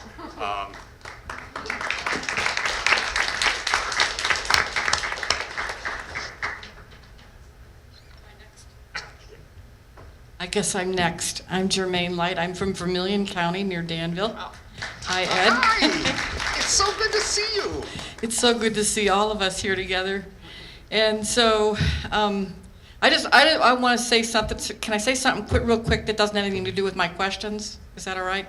Just real quick, I just want to say that we've had some small rallies in Danville, and I'm really proud of how the police have worked with us. And I think making friends with them and asking them for help with de-escalation tactics and things like that has really helped with that. And they were there for us, and we were afraid because it's a very strong red county, and they made us feel good. And I think that's good for going forward too. Some of them even took the day off to be there with us and help us. And I think some of them are also worried about rights. Well, anyway, but I was. Thank you all for being here. But Kate, my questions were for you, and I'm so happy to see that you were included in this. And I've been an environmental activist for a long time, and involved with some things. So I have some concerns, and I know that the immigrant thing is of utmost importance and our own rights and all that, but the environment is more of a down the road thing, and sometimes it gets pushed down the road because we have these other emergencies come up that we have to give our attention to. But meanwhile, the Trump administration is trying to hurt our environment, and I'm proud of Illinois for standing up to that as much as we can. But we're still concerned about the coal ash removal that the Environment Council helped with, and that's been taking such a long time, even though the bill was passed in 2019 and Pritzker signed it, and it's just taken forever. And so we would love to see some results with that. And we also have new concerns about carbon dioxide pipelines, and those really should be stopped. And there's a lot of bad things about those. And then another thing too is that we've found in being an activist for all of this stuff, we have found the Illinois Department of Natural Resources to be very uncooperative in a lot of our endeavors, sometimes cooperative, but only what they had to do. And they're not doing a very good job with protecting pristine ecosystems. We have another issue in Vermilion County about concerning that. And they're not even following their own policies, not protecting lands that they should be finding out what's on that land, getting biologists to work with them, and then deciding what to do with that land. But then they're putting the cart before the horse a lot of times in trying to please organizations that want to use that land for their own purposes. So I could give you examples, but anyway, we want to work with you, but we don't completely know how to do that. And of course, Prairie Rivers, we work with Prairie Rivers and Network and Sierra Club a lot, and Audubon as well. Yeah, shout out to them. Is there anything else we can do to work with you? We would like to. That's a good question. First, I want to say this. I want to go back to your original point of feeling like environmental protections or environmental provisions are put on the back burner. I agree with you. But I want to say this is that it shouldn't be an either or when it comes to this. It should be a comma and. And so that is something that I know my organization, IEC, we are working to make sure that we are not listing in order of importance different things that is happening in this administration, because all of them are important and all of them are equally important. And I do think sometimes when we are advocating for these policies, sometimes we are told, well, that's not a priority right now, right? But my response is, okay, well, it's a priority for your community and the people that you represent. So I think to that extent, yes, we have seen where civil rights or, judiciary issues are oftentimes taking more of the spotlight, but that doesn't mean that environmental impacts are not, affecting our communities. That doesn't mean that people are still dying of lung cancer. That doesn't mean that people still don't have access to clean drinking water. So I think I would challenge you all to continuously hold us accountable, and also don't accept the, well, this isn't high on the radar, so we can't talk about it right now. That's false. Secondly, to your question about what you can do, I think connecting, and going back to my point about community building, because it's really important, like my colleagues have said up here, is if we don't know about it, it's hard for us to advocate for you. But that's also the reason that IEC and other organizations exist, is because we have 130 member affiliates. You actually listed all 3 of our member affiliates that we work with. So like Prairie Rivers, for example, Andrew, we connect all the time. He comes to me and he tells me like, hey, this is what's going on, or hey, there's a committee hearing today, can you testify, things of that sort. So I think it's about, one, knowledge and educating us. I'm sure some of you probably didn't even know IEC existed before I told you. So it's things like that. Working, Google, one, but also working with people that are on the ground that can, seriously have the resources to help you. And a little bit about me that I don't mind sharing with this group is I worked in the federal government.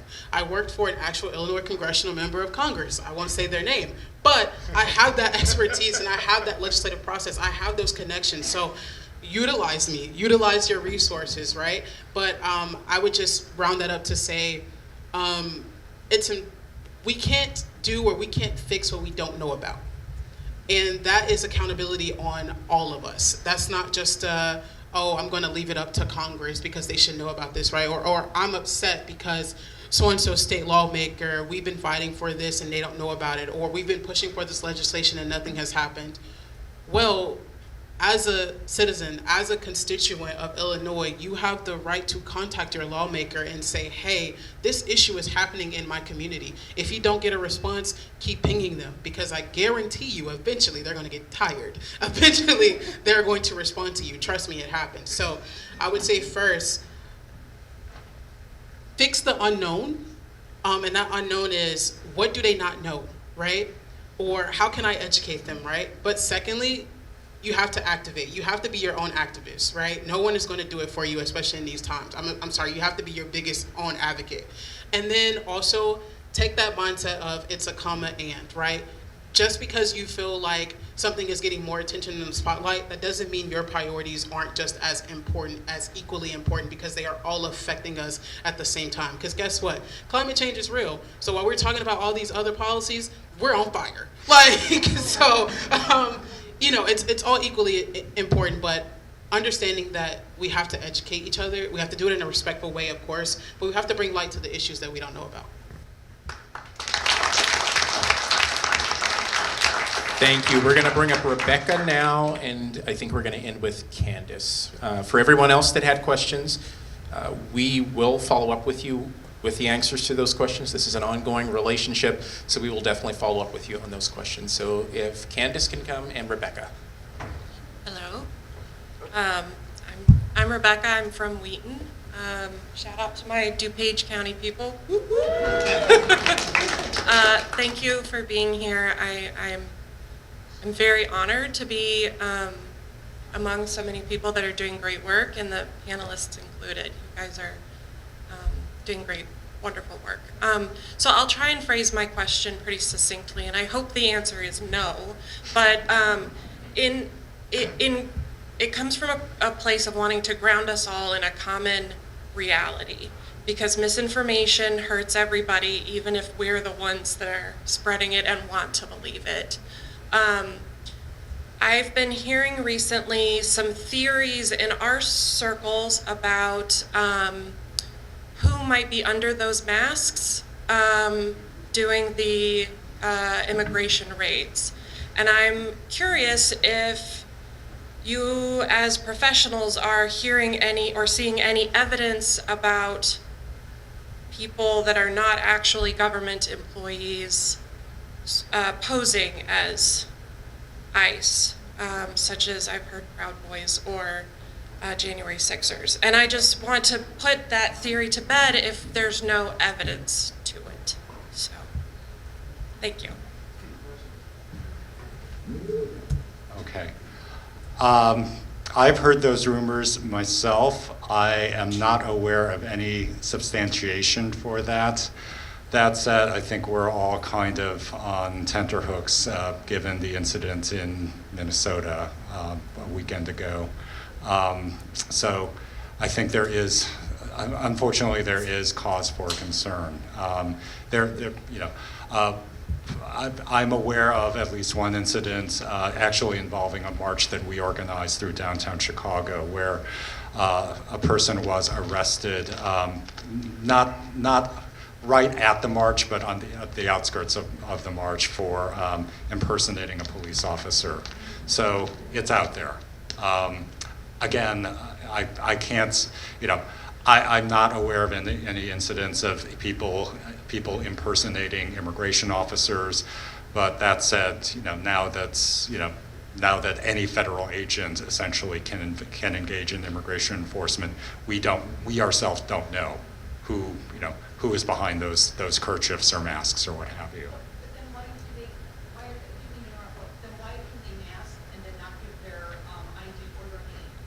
They shouldn't be able to, but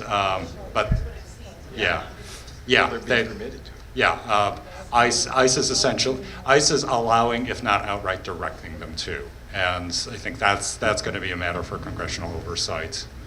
There are both federal statutes as well as regulations in every agency about officers needing to identify themselves unless they're in very specific circumstances undercover. That does not mean heavily armed masked men roaming around the streets of a major city without any sort of identification. And I agree with Fred. I think this is a matter for congressional oversight, and I think there'll be other challenges to this down the road. Candace Davis with Indivisible Evanston. My question is, in terms of Trump-proofing Illinois, is there an opportunity to amend the Illinois Constitution to add like the right to abortion to make it harder to change if we turn red again? So that avenue always exists. It is an intensive, heavy, resourced, draining activity. Right now, and I'm about to offend my friends at the Guttmacher Institute, but I will, Illinois has the most protections in place in any state in the country for reproductive health care and access to reproductive health care. So I think the question is, is that the priority in terms of what we do, or are there other states and other places where those resources might go, and or other things which are a higher priority given the makeup, the nature of what we're seeing in Illinois? And so, I think that's the question. As you may know, there was a sort of a debate among organizations about doing something a year or so ago, and ultimately, I think correctly, but I understand this is not universal, and there are people who disagree, that expending, multiple millions of dollars on a campaign in Illinois to change our Constitution when the statute in the Reproductive Health Act that we adopted in 2019 is as far-reaching as anything that could be other than a constitutional amendment, I just don't think is a wise use of resources. I mean, I hear that. I just wish Obama had done something when he could. Understood. All right, we want to thank our panelists. We want to thank Ed, thank Fred, and thank Kate.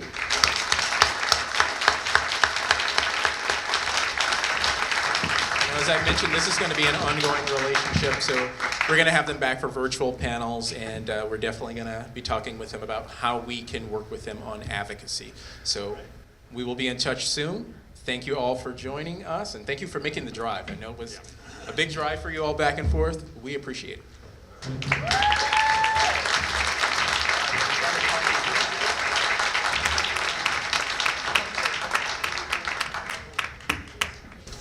So as we transition into the next panel, think about what all of these panelists just spoke about. I want you to also think about what our folks from National spoke about when they spoke about Blue State Defiance. We're going to go into a regional breakout session now, where we're going to talk a little bit more in depth about both of these panels and some of the things that we heard and how we can implement these things at a regional level.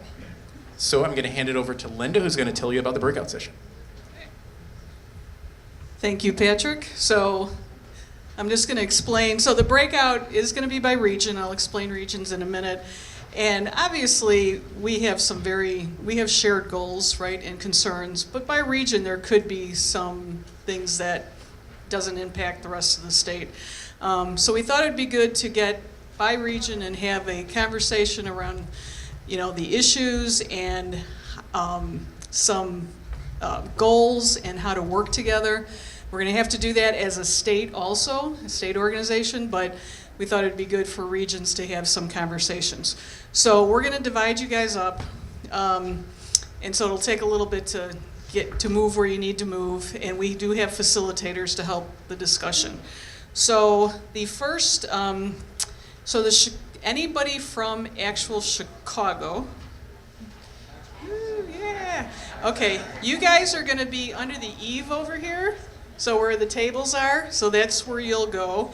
And Jackie Haynes, Jackie, raise your hand. And Jess Dorsch, they're going to facilitate the discussion. So a couple, just before I get to the next sections, a couple things to remember. So we have some nice paper to write on, and it has the sticky. You cannot stick anything to the walls. That's their rules. So you have to use windows, or if you want to put it on a table. It's just, they just do not want anything sticking to their walls at all. We couldn't get them to agree to that. So just remember that. I'll walk around when we're all set to make sure you got all the equipment you need. Okay, so that is Chicago. Then the Central Illinois, which has a lot of people here, you're going to be in this main room. So you get to stay, and you'll try to move your chairs in circles, whatever is needed. And that group is going to be facilitated by Melanie Mills. Where's Melanie sitting? There she is, okay. And Jody, who you heard before. Jody's back there somewhere. And then also Kara Kelly. So there she is, okay. So anybody from Central Illinois, stay in this room, and you'll have a good discussion. Then the Northwest Illinois Quad Cities, which we put together. It's not a big group. You guys will be in the hallway, kind of where you checked in. There's couches there, we've got chairs, and that's where you can have your discussion. And then, and that is being, let's see, Central, here we are. Melanie Fager, where's Melanie Fager? I know there she is back there. She's going to be facilitating along with Victoria Masters, who I know is here. I don't know where she's sitting. Oh, there you are, right there. Okay, and then finally, so that's that group. And then finally, we have suburban Chicago. So if you go down that hallway and there's a door that has tables, that's where we're going to have lunch. That's where you guys will go. So you go down the hall, past the bathrooms, go through the door, and that's where you guys are going to be. And you will be facilitated by Candace Davis, who's right there. Bill Davis, no relation. And I don't think is Evelyn here? She's not here. Okay, so you got to listen to the two of them. Okay, and then finally, Southern Illinois. And I don't know, there are some Southern Illinois people here. You also will be in that room. You're just going to have to find like a different section so you don't interrupt each other. But you'll be in that other room. There should be a way to kind of separate. And for Southern Illinois, Stephanie Sabo, who I know is here, there she is. And is Nell Petrell here? There she is, over there. Okay, so they're going to help facilitate that. So the first thing is to get into the correct rooms. You can come see me if you don't remember where you're supposed to go, and then I'll make sure you guys all have the equipment you need. Oh, what time? Sorry, be back here in an hour.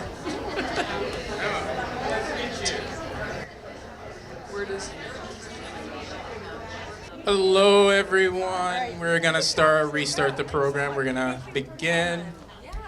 So we have a special guest that I would like to introduce you all to. This is someone who has been fighting for progressive change here in Illinois in the General Assembly. I'd like to introduce you to Rachel Ventura. She represents the Joliet area. Yes, thank you. So for those of you who don't know me, and it's okay if most of the room doesn't know me, I am from Joliet, born and raised. I spent 14 years out of the state, somewhat as a military spouse for 10 years and 4 years after college. Why am I up here? I am the state senator in the 43rd District, and I did not have an easy pathway there. So just a little background about me, and then I'm going to talk to you about the state budget, and if there's time, a couple of issues. And unfortunately, because of the way they're structured, I can't take questions at this forum, but please, you can contact me at senatorventura.com. I'd love to speak with you afterwards if you do have questions. So a little background about me. So I was born and raised. I had a union parents. Both my dad was a bridge tender for the Teamsters, and my mom eventually became a teacher. She was a stay-at-home mom initially, but I was born in '81, the time of Reagan. And Reagan economics slowly deteriorated the family from a one income to a necessity of a two income, and now we have more needs than just that. So thank you, 40 years of Reagan economics. So fast forward, my family found themselves in poverty. I have 3 siblings, so a total family of 6. And when I was in college, my mom was finishing college, and my 3 siblings were all in college. I went to school for mathematics. I then worked for the insurance companies thinking, this will get me out of poverty. And it did. And it challenged my moral standing. I realized that working for health insurance initially, the rise of managed care, I was an actuary working on basically putting hospitals and doctors out of business. I didn't realize that at the time. I was 19 in my first internship when I started that career path. Later, I went on to work for the 3rd largest life insurance company in the world, and that was really when the light bulb moment happened, that I was siphoning dollars out of the middle class and out of people who needed their benefits at a time when their loved ones had died more than ever, and companies were clawing back amounts. And I was like, I cannot continue to do that. At this point, I was living in California. I had my math degree, and I was working for the Wildlife Waste Station on the side, volunteering with large cats. And I decided, you know what? I want to go back to school to be a veterinarian. So I started the process. In that process, I also ended up getting married to a man in the Navy, and I got a degree in biology. I worked as a pet nurse, and I realized the pet healthcare system isn't that much different than human healthcare system. And I was like, do I really want to spend $250,000 to be in debt and then have to basically create profit off of dogs' illnesses or cats' illnesses? And there was a lot of exploitation because it's not like the animal can tell you what they need. So you are at the trust of your veterinarian. So get some good vets out there. It was that point that I was like, I don't want to continue to go into a system that's just about money.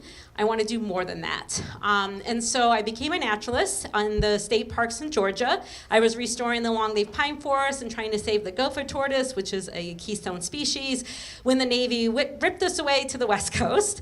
I then got into international publishing. We published game books. So for my D&D fans out there, I worked for Legendary Games for 10 years. And I was also sold scrapbooking supplies. So I was not on the pathway to becoming a politician. This was not my life goal. But in 2016, during the primary, the Democratic primaries, I started getting involved heavily into Bernie's campaign. And I ended up going through my divorce because my marriage got physically violent. It had been abusive for some time. It was just finally the physical violence that woke me up to it. So in 2016, the summer of, I moved my children back here to Illinois, and I had no idea what I was going to do. Should I go back to being an actuary, making lots of money while selling my soul, or should I do something different? It was my dad who encouraged me to get involved in local politics, and I remember when he told me to run for city council at the time, I laughed at him. I said, Dad, my kids and I live in a 10 by 10 room in your house with built-in bunk beds that we made because there wasn't enough room, with whatever we could fit into my car. I'm going through a contentious divorce. I cuss like a sailor. I tell people how it is, and I ruffle feathers. I'm the worst person to be a politician. And he said, but you would make a really good public servant. So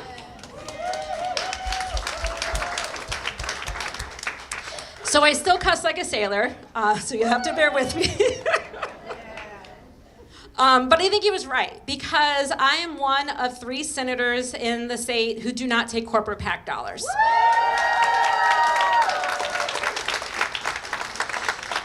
So I ran for a city council. I did not win my first race. There was 15 candidates. We don't have primaries in Joliet city races, and the top 3 got the seat. I came in number 5.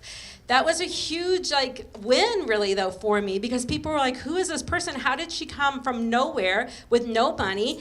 And we beat one of the incumbents. They lost their seat. And so how did I do it? I knocked doors.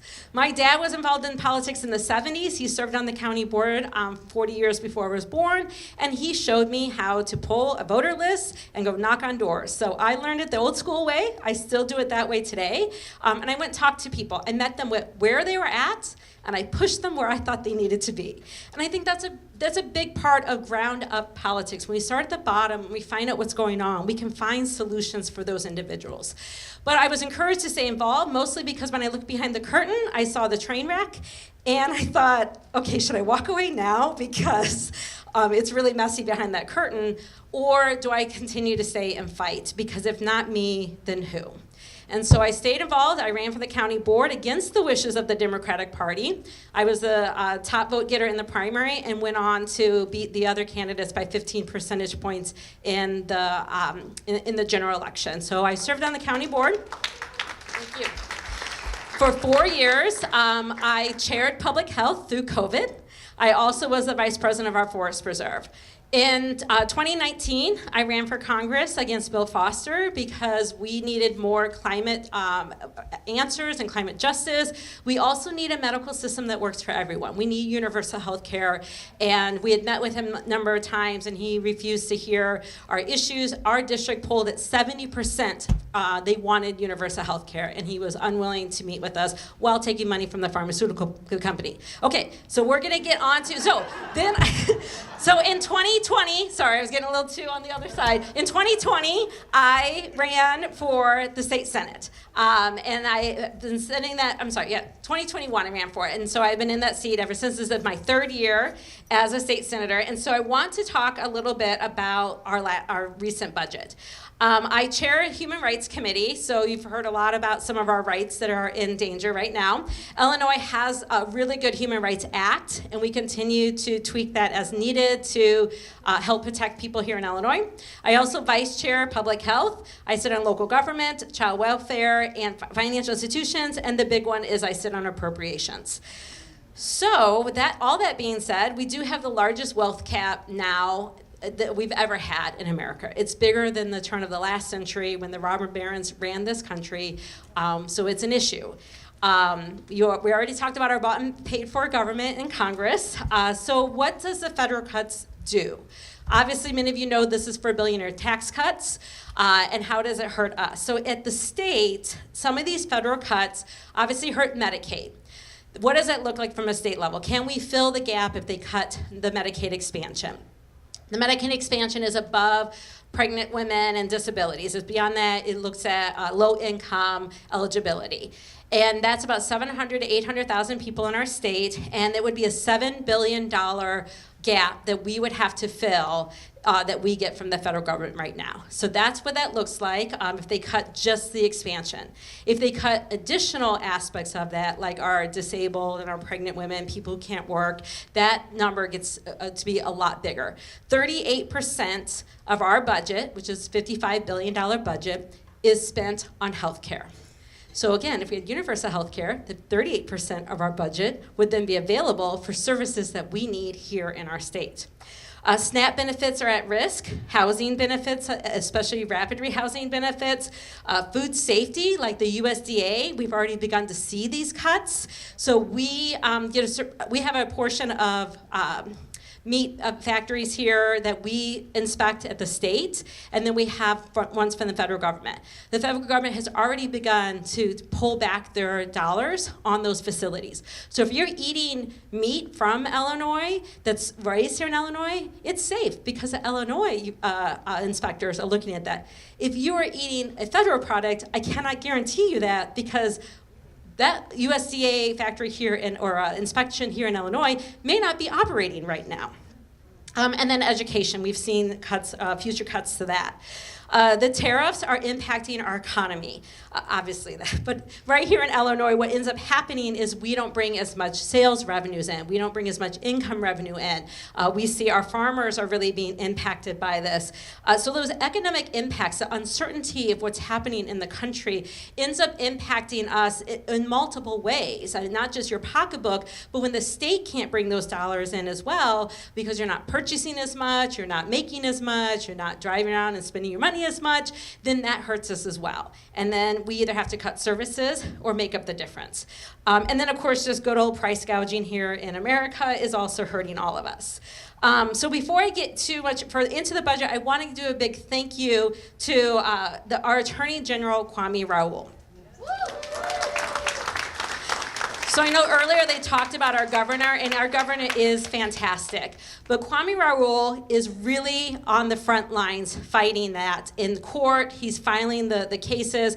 When these federal cuts came down, like the USDA is a perfect example of that, we fought back, and some of that federal funding that has been frozen has now been lifted because of the court cases that the state of Illinois has been going for. So we ended up expanding his budget. It was one of the only agencies in the whole state who got an increase in their budget, was his budget by $15 million, so he could hire more attorneys to fight the Trump administration and the federal administration. Yes. Okay, so let's talk about our big budget, $55 billion. Last year was $53 billion. So the first thing I hear from the other side of the aisle is, well, haven't you ever considered cutting your spending? Well, okay, let's look around right now in Illinois. With this big budget, are all of your needs being taken care of? Are your housing needs being taken care of? Are all your education needs being taken care of? Are your food needs being taken care of? Are your job needs taken care of? I don't think anyone can stand up here and say all of their needs are being taken care of. And so that's one reason why we aren't cutting the programming. We did freeze, we had all of our agencies hold the line. But the reality is that we're still hurting. That wealth gap I talked about at the beginning is what's hurting us. We've siphoned dollars out for 40 years and then expect our community to do the same with less. And we adapted and we adapted. Well, we are in the boiling pot now. So either we get out and do something different or we're just gonna boil. So some of us wanna stop that. And so how do we do that? So, and one other point about that. The $53 billion last year, the inflation alone was $1.6 billion. So when we talk about, well, can't you just cut things? Yeah, well, inflation is a big part of that rise. So just for us to stay level, we still have to bring in more money. All right, so let's talk about how we balance this budget, because there were things that were cut out that people were very upset about. This was the hardest vote I've had to take in Springfield, but we did have some revenue wins that helped us from preventing more cuts. So we changed a few things. We changed our accounting system from Finnegan to Joyce, which brought in more dollars. We ended up passing what's called a guilty tax for those who try to hide their money outside of the United States. And so we had some progressive wins in going after the rich to pay their fair share. One of the big things that became a fight in the final days was a digital ad tax. So a digital ad tax is taxing Facebook. It's taxing Google. It's taxing the people who run the ads on your streaming services. They run those ads now, they make lots of profit, and they pay zero in taxes. So that would have been about $1 billion. Several progressives were pushing for this, but in the end of the days, the moderates carved it out, and we passed the budget without it, which is frustrating, but there were some wins there. So the majority of the dollars that we raise come from taxing the rich, which was a huge win for us. We've been fighting for that a long time. But we left $3 to $5 billion on the table of simply taxing the rich. Things like the digital ad tax, continuing to go after people who have tax shelters in other countries, as well as just maxing out the corporate rate. So our Constitution allows for a 5 to 8 ratio. So if you all pay 5% in income taxes, corporations have to pay 8%, except for we only charge them 7% right now. So even just changing that to is available for us right now to that 8% ratio, we would bring in another $1 billion. So I think it's important to recognize we have needs in this state, and the people who are not paying their fair share could help us get there. So one of the things that we are working towards doing is getting off of the flat tax, which is a regressive tax, especially when you have corporate loopholes, and moving to a graduated income tax for people who make more than $300,000 a year. And then it ramps up. Yes, everyone clapping that. What does that do? That allows us to actually create middle-class tax relief. Things like property relief, things like just a decrease in your income taxes. With the ratio we have now, 5 to 8, in order to get companies to pay more, I have to increase your guys' taxes. Nobody wants to do that. Nobody wants that. We recognize that would be harmful to us. But we are getting to the point where we cannot backfill the federal government's cuts. So if they continue to cut things like education, they continue to cut health care, if we want those things in this state, and you guys they talked about earlier about how important the state is, then we need to have a mechanism that allows us to get that. If our federal government will not give it to us, our state is willing to provide that, but we cannot do it on the backs of the middle class. We cannot do it on the backs of the poor. And that is the system we have today, but we have an avenue to change it. But it's going to be a ballot referendum, and we're going to need all of your help. The last thing I will talk about briefly, do I have time? Okay, I want to talk about a few things that are still going that were not in the budget. There's still conversations. The transit is a big conversation. Chicago transit in the suburbs, public transportation, the systems are not working to the way that people need them to work. We don't have the frequency of trains and buses. We don't have coordination. These are some real problems. We need about $1.5 billion to invest in making sure we have those things so we have a working public transportation system. This is really important for the future. And so we want to continue to work on this. The Senate did pass the transit bill, but the House did not. So we may go back to special session, because just like in Congress, if the House changes a bill, it goes back to the Senate on concurrence before the governor can sign it. So if you have concerns about that or questions, reach out to your local lawmakers. The energy package, IEC, Kate was up here, she did a great job. We have energy needs, and big data centers like AI and data center, other Facebook and Meta, they want to come here, and they don't want to have to be held accountable for their own energy uses. And they are a huge driver. So while we passed CEJA a few years ago, that would help us move to sustainable energy, and we had certain goals. When we have an increase in that demand because of these data centers, and we're not able to raise the sustainable, like wind and solar quickly, then we're all going to be paying for it. So the energy bill said that the data centers had to procure their own sustainable energy or pay the REC credits to do so, and they wanted to be carved out of the bill. And on the last day. So the bill didn't move. So we have a lot of work there. But again, it's time to go back to your representatives and say, we need the rich to pay their fair share. They're making a ton of money on our data, on the tech era that we live in. And so if we don't get it right now, the next 100 years will be a bigger wealth gap. So I think that energy, we do need to procure more energy, but we need to be wise in our protections and regulations. They talked a little bit about Safe Schools for All. This was passed by the House and the Senate. We're waiting for the governor to sign it. We do believe he will sign it, and this will help immigrants when their children are going to school and some other spaces. Overall, we have to really rein in some of the privatization, whether that's privatized healthcare, privatized food, they're buying up our water, venture capitalists are coming in, buying housing. Like, this becomes a bigger and bigger problem. So if you care about the things I talked about, they are all happening in the state. Your House reps, your senators are all taking a varied position on the things I talked about. They need to hear from you. So I want to thank you all for being here, and I'm really, truly, organizations transformation starts from the grassroots. It starts first in your mindset and your heart. And when you go and find someone who's got the same mindset and heart as you do, you have an organization. And continue to grow it. And I just applaud your guys' efforts. Thank you so much. Thank you, Senator Ventura.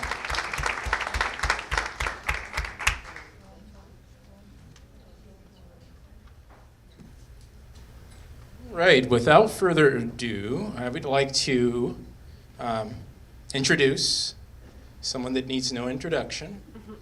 She is the Congresswoman from the Illinois 2nd Congressional District. I'd like to introduce Congresswoman Robin Kelly.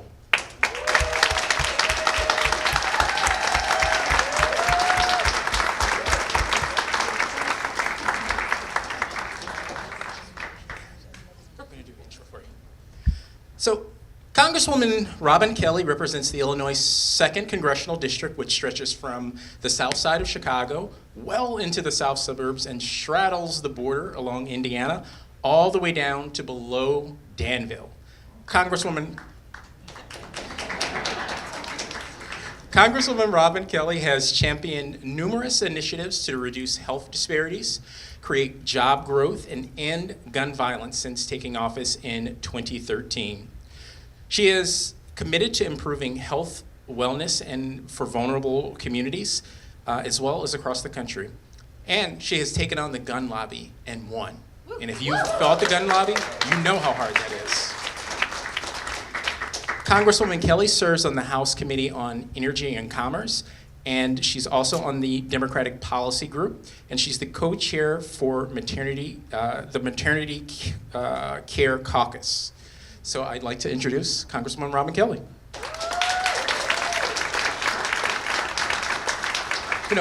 Congresswoman, can you tell us a little bit about yourself, your history, and before Congress? I know that you served in the State House before Congress, so could you talk a little bit about that?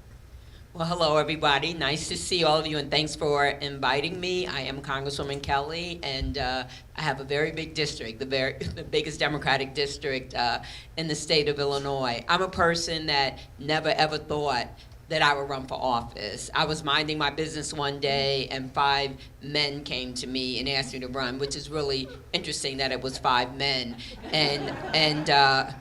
Sorry, men. But honestly, I told them, no, I can't do it.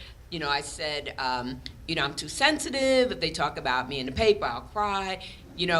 This is all true, And also, they saw in me things I didn't see in myself. And I talked to my family and friends and decided that I would truly take a leap of faith.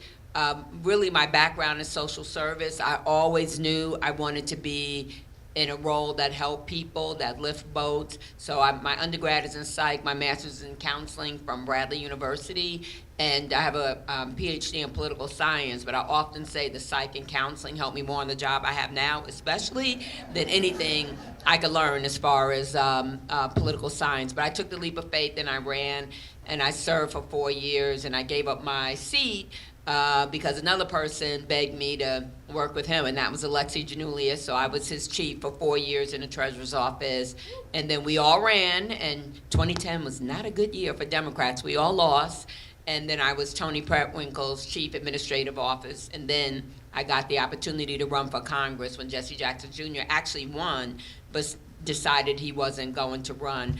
So with my love of wanting to help people, truly being a public servant, that really what informs what I do. And because my district is very, very diverse, but I just look at it no matter where you live, people want a roof over their head, most people want a job, most people want, or all people I would think, want good health care, quality education, and they want to feel safe. So that's how I operate no matter who I represent. And I feel like whether you voted for me or not, I am truly trying to lift all boats because we all do better when we all do better. I have 4,500 farms in my district, and I know my district stopped in Kankakee, and then in the redistricting, it went south of Danville, west of Pontiac. And I know when they saw me coming, there was a nasty op-ed that I would ignore people below Cook or Will, and my staff was so upset, but I said, let's show them. We're not gonna tell them. So I quickly opened the office in Danville. I hired who I think is a superstar in Danville to run my office. There's a person and a half down there, and we went to work.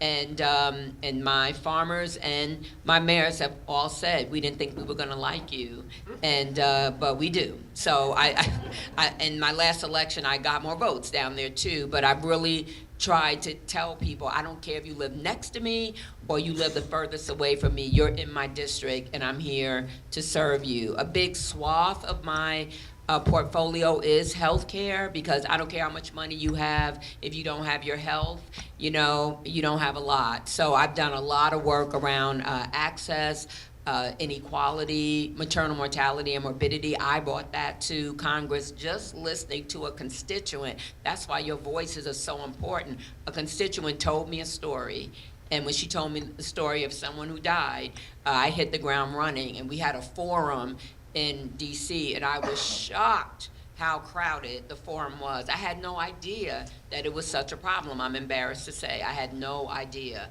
And then I, of course, learned so much in the last 10 years, and we still have a lot of work to do around that. And it was my legislation that was passed through President Biden that extended the postpartum Medicaid period from 60 days to a year. And I know it's saving lives. And it was informed by, the people in the business, OBGYNs, doulas, midwives, nurses. I listened to the people that are doing the job. And this is what they told me they felt was needed. And of course, I spoke to survivors and also family members of people that died, that shared with me what they felt was needed. I still do a lot of work around gun violence prevention, and it's embarrassing that we have not done more. It's so embarrassing. And my part of the bill that did pass was the store purchasing trafficking, because I would go to DC and people would say, what is up with Chicago? They have the toughest gun laws, but look at what's happening. But if no one else around you has tough gun laws, and I had Chuck's in my district, the gun shop, and they were notorious, like crime guns can be traced back to just a certain amount of gun dealers, and they were one of them, and happy to say Chuck's closed. And I'm not against guns. My grandparents had a mom and pop grocery store in New York, and if I wanted to go to the bathroom, I jumped over my grandfather's rifle every day. And but if you're not trying to hurt yourself or anybody else, and you have your gun legally, I don't think you need a military weapon. But then I'm fine with it. And I know, like our gun violence prevention task force, the head of it may have more guns than people in this room. It's his hobby. His hobby is guns, and he is a wine grower. A little scary combination, but he makes it work. But so that's very much been a part of my portfolio, and other things like workforce development.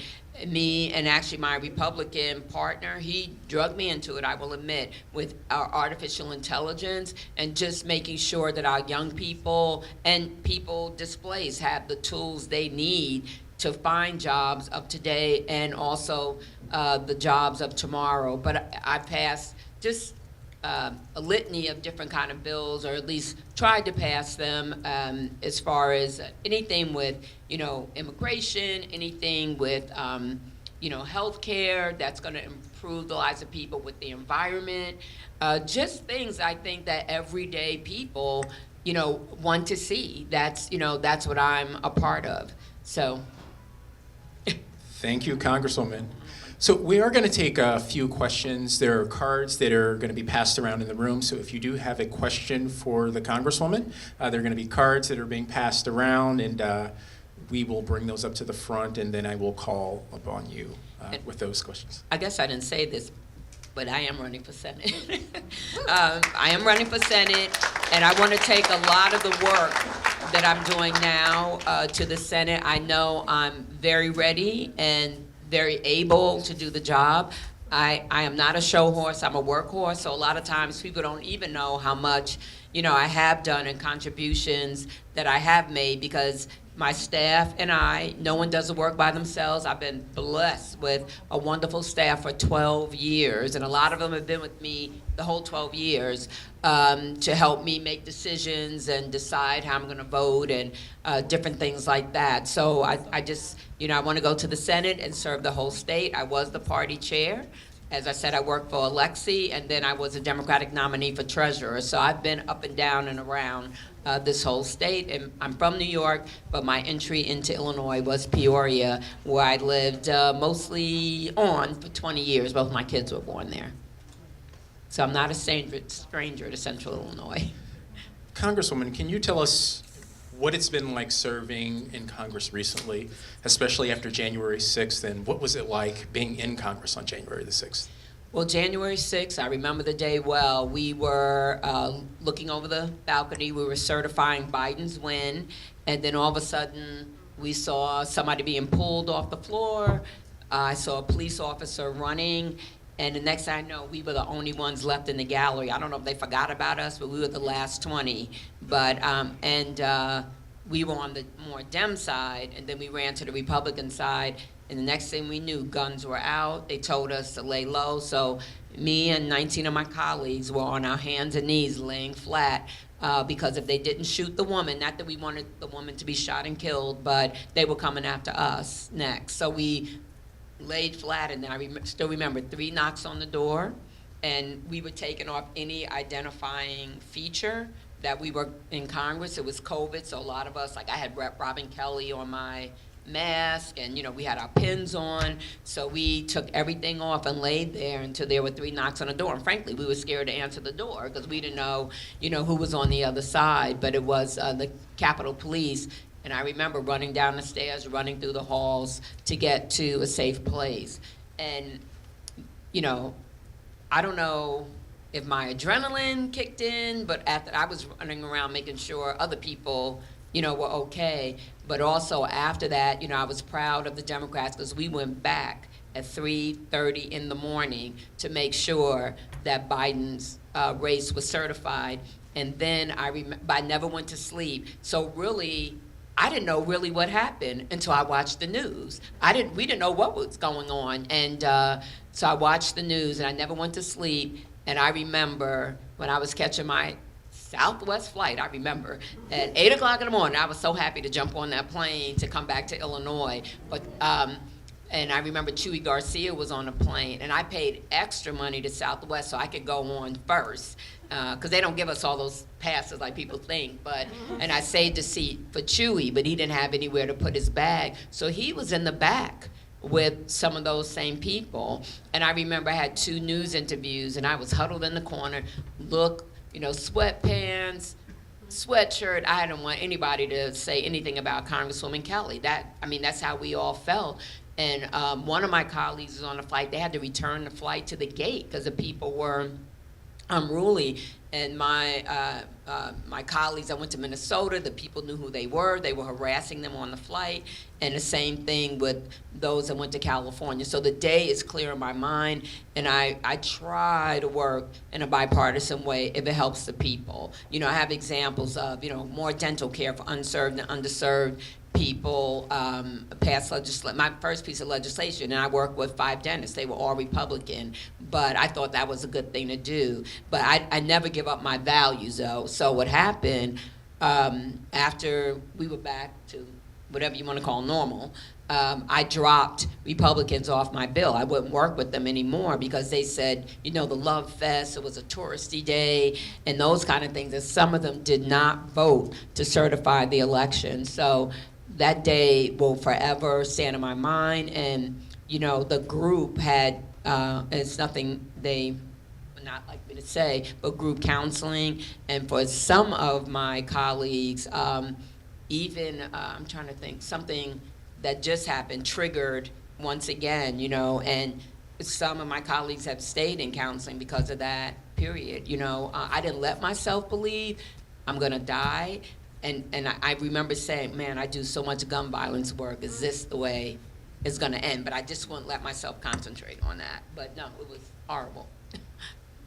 Could you speak a bit about the disrespect for the rule of law that we're seeing out of the current administration? And what are congressional members doing to try to stop some of these?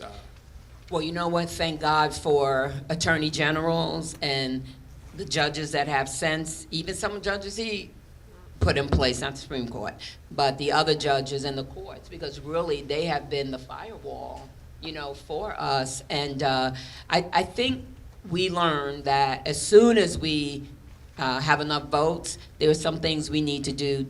We need to codify, possibly even do different with the Constitution, or when you pass petitions in Illinois, unless you do certain things, you get kicked off the ballot. We need to have that. I don't care what office you're running for, because there's things he didn't do, like showing his taxes, things he didn't do that everybody else needs to do. But we're trying to speak to everybody we can talk to tell them what's going on. Yes, we're there, but you are our partners. To be honest with you, no matter how we vote, we don't have the numbers unless brave Republicans cross over, and we're not going to find them in Illinois, I'm sorry to say, but unless they cross over and vote with us. And they tell us, they know it's not right. They tell us that, but they're still not going to, not all of them, but they tell us that we know this is not right, but they're afraid of retaliation, and retaliation could be primary or because of what happened January 6th. Some of them are afraid of violent retaliation. I don't know if I have the years exactly right, but let's say 5 years ago, there were like 1,700 attacks or threats to members of Congress. Is up to 9,000 now. And then what just happened in Minnesota, it's scary. It's scary. But I will say, about a lot of them, if you're not willing to do your job, if you're that scared to speak up, you need to leave. You need to leave. But some of them say, if we leave, the person coming in will be worse. Which it's hard to imagine now, but. So it's not, it's very frustrating, disappointing, any words you could think of. Even people we know that know better, even people that are nice, they're still going along with the program. We're seeing numerous ICE raids all across the country. We're seeing them in Illinois. We're also seeing members of Congress that are going to ICE facilities and they're being turned away. Could you speak a little bit about your thoughts on what's happening with ICE currently, and what can Congress do to stop that, and what can we do to support you in stopping it? Always you guys speaking up, helps tremendously. And I don't know state by state. Senator knows better than me, like what possibly can be done in that way. But we're going to the detention centers to bring attention to it and what's happening. And people are speaking out all over the country. You see what happened. My colleague, Monica MacGyver, just had to go to court, and she pleaded not guilty. And the video shows she did not do what they said, but it's just being so politicized. And so they're trying to make an example of her. They're trying to kick her off committees, trying to kick her out of Congress, actually. So we're all giving her money to fight her case, because she has to use her own money. And so we're all, giving her money so she could fight her case. But it's like, the interesting thing is that after they made that big commotion in New Jersey, after all the crowd was gone, they still took them through the ICE center and gave them a tour. But nobody knows that part, that everything still happened that they were trying to let happen. But we just have to keep fighting, pushing back, letting the public know what's going on. I mean, they have such carte blanche from the White House. That's the other thing. We have to do more about executive orders. They just can't be rampant like this. I don't care who's the president, Democrat or Republican. Thank you, Congresswoman. We want to thank you for making the trip here. I know it was a long day for you. I know you had something in Chicago a little earlier on. We appreciate that. We did invite others. We want to thank you for making the trip and for actually being here with us and for being open to taking questions directly from the audience. That is greatly, greatly appreciated. Could you talk with us a little bit about what we can do as Indivisible members to support members of Congress that are vocal, to support them in being more vocal, to speaking out against some of the things that they're seeing from the administration. We know that many members of Congress are with us on these issues, but some people are afraid to speak out. What can we do to encourage our members of Congress to be much more vocal in their resistance? Really hearing from you and knowing that you're on the right, a person's on the right track, especially if they live in a, not red, because the red is Republican, but in a purple district before the red district. That's why I had a town hall meeting out of my district, because I wanted to make sure that Democrats, but not only Democrats, independents and Republicans came too, to make sure that people had a voice, since my colleagues aren't having town hall meetings, or I don't even think tele-town hall meetings, but I'm not positive about that. But yeah, calling them and letting them hear from you and saying, you know, we got you, you're on the right track. I think, you know, you kind of hear the negative a lot of times, but, you know, to hear the positive also. And if you do have a Republican representative, come see them when they're in the district. We don't want them to be allowed to get away with what they're doing. You know, that's really important also. And, you know, you can call the White House, but I think, you know, members hearing from, you know, everyday folks, you know, hearing from the people that we represent. Again, all the things that I've done, I didn't think of all those things. People informed me, told me how they felt, you know, about things, or I might have thought one way, but then they gave me the other side of the story. Stories matter, and that's why we're going all over the country. I've been in, Collegeville, Pennsylvania. I've been in Norfolk, listening to, you know, vets, listening to people that deal with child care, that deal with SNAP, that are union people that are losing their jobs. See, even that we need to talk about more, because people are stopping their investment in solar and environmental type things, and all the people they've trained, now they're not going to have a job. We had a union member from 134, where was I? And I'm all over the place. In Pennsylvania, talked to us about that. So what he's trying to do with the ugly bill and more is hurting so many people. And what I tell people, don't think about what they're doing to them only, because soon we'll all be them. You know, it may not hit you now, but it's coming. Whether it's Medicaid, Medicare, you know, whatever different things that he's trying to do, you know, may not come to you yet, but what he's doing with immigration, you know, what they haven't done with voting rights, it's going to affect everybody. Congresswoman, we have a number of Indivisible leaders here from across the state. We've got folks from all the way from Carbondale all the way up to Waukegan, so they all want to thank you for being here. We do want to move on to some of their questions, as there are a lot of great questions from Indivisible leaders from across the state. So I would like to call up Jessica, Jermaine, Brandy,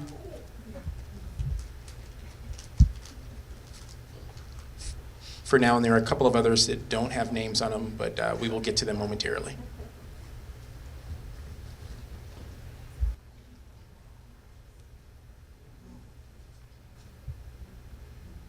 No? Oh, okay, sorry. First of all, thank you for your service. Appreciate it. This might sound like a crazy question, but no question. The federal government is clearly breaking laws and not fulfilling their obligations through appropriations already assigned, etc.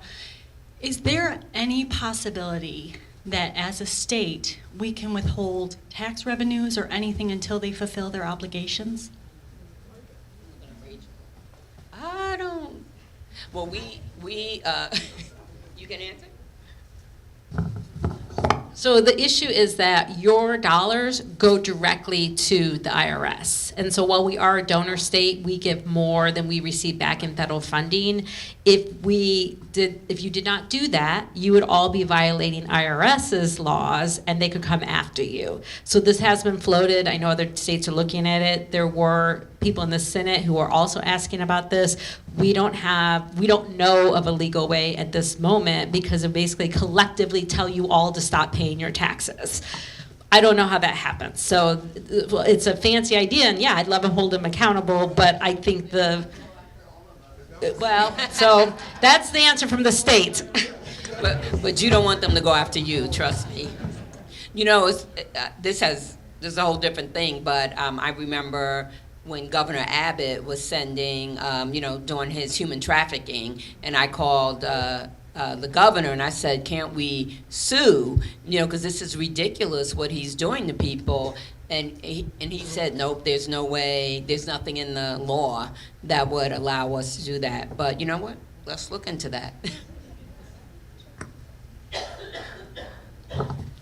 Hi, my question is, what advice would you give to people who are interested in running for office, specifically state office, and just kind of don't know where to get started, campaign-wise? Right. I always tell people you can always look like a young Dem. You can get involved, with young Dems, or if there's a state person close to you that you think is doing a good job, reflects your issues. We're always looking for, volunteers to help out, or, I have people intern for me, and it's really interesting how it really changes their mind a lot on their views and how they see things, or if there are particular issues that you really, really care about, there's a group for every issue to get involved in that way. Thank you. You're welcome. You could also welcome up Jen and Kendall Harris as well for your questions. Come up, young lady. Hello, Robin. Keep seeing you everywhere. This is kind of a general question, but you've had some experience fighting the Trump administration, and you've got connections in D.C., and you know who you can work with, and so forth. So how can you best help us fight the evil doings of Trump and his ilk, and how can we best work with you on that as senator or continued congresswoman, either way? How can we best help you? Senator, how can we best help you as well as you help us? Well, I mean, as you know, since I'm your, I have Vermilion County. What I've tried to help Jermaine and company with is building up their Democratic organization, whether, helping with fundraisers or different things like that. I think we need to shore up the different Democratic organizations. That helps all of us, not just me, but if it's, statewide or whatever, we need more people involved, and we need more people voting, more people making suggestions, more people telling their story. But for us, I go back to, we cannot let Republicans off the hook. And where you are, there's a little amount of them around you. I took over for a large part of Mary Miller's district. And when people said to me, man, we're so happy we have a Democrat, I had no idea, and she's a person that did not believe in bringing resources back to her district, even though, as the senator said, we're a donor state. We help Arkansas, Mississippi, on and on and on. She did not believe in that, and I think that's probably why my mayors and farmers said, we like you, because even though they thought I was going to ignore them, I have brought resources, back to Danville, Fairbury, and Livingston County, and on and on and on, and done a lot of orientation about what resources are out there. So that's how I want to help in general, just help, people. But I mean, you guys help us by being a voice and letting, I guess, all of us know that you're looking, you're listening, you're holding us accountable, for what we're doing. And again, giving us ideas, Thank you very much. Question on silencers, so if that person can come up, and for everyone that's filling out Hey, Ms. cards, if Kelly. you can put your names on. My name is Kendall Harris, and I'm formerly from Kankakee, Illinois. Right. You done so much work while I was on the school board with Smith School. You actually came out to the Pembroke Day Parade to run for election, and you are the first Democrat that I voted for. Well, thank you. I'm honored. Thanks to my Uncle George Washington Jr., who was on the county board at the time in Kankakee. So my question is, do you have anything else on gun legislation coming up, or will it even do any good right now? Honestly, yeah, I have legislation. There's a number of pieces of legislation, not only from me, but, you know, Maxwell Frost, Lucy McBath, who lost her son to gun violence. Maxwell, you know, got so involved because of Parkland. Stephen Horsford, we have a bill stopping the cycle of violence, because what we want to do is really get to the ground level. There's a lot of things we need to do, but we need to get to the ground level. We need to get to prevention. Yes. And this money would go to proven things that work. Okay. You know, proven organizations and those kind of things. We just heard from Everytown and Greg Jackson, who was the deputy of the Office of Gun Violence Prevention. We're trying to get the office open again, but we know he's not going to open, you know, the office. In fact, you know, they keep making it easier, you know, to have access to guns. So what we were able to pass a couple of years ago, unless some miracle happens, I believe right now, you know, yeah, that'll be the thing in place. With just making sure that most of that stays in place, because they're clawing back monies that were supposed to go to nonprofits, but they have not clawed back whatever municipalities are getting. They haven't done that yet.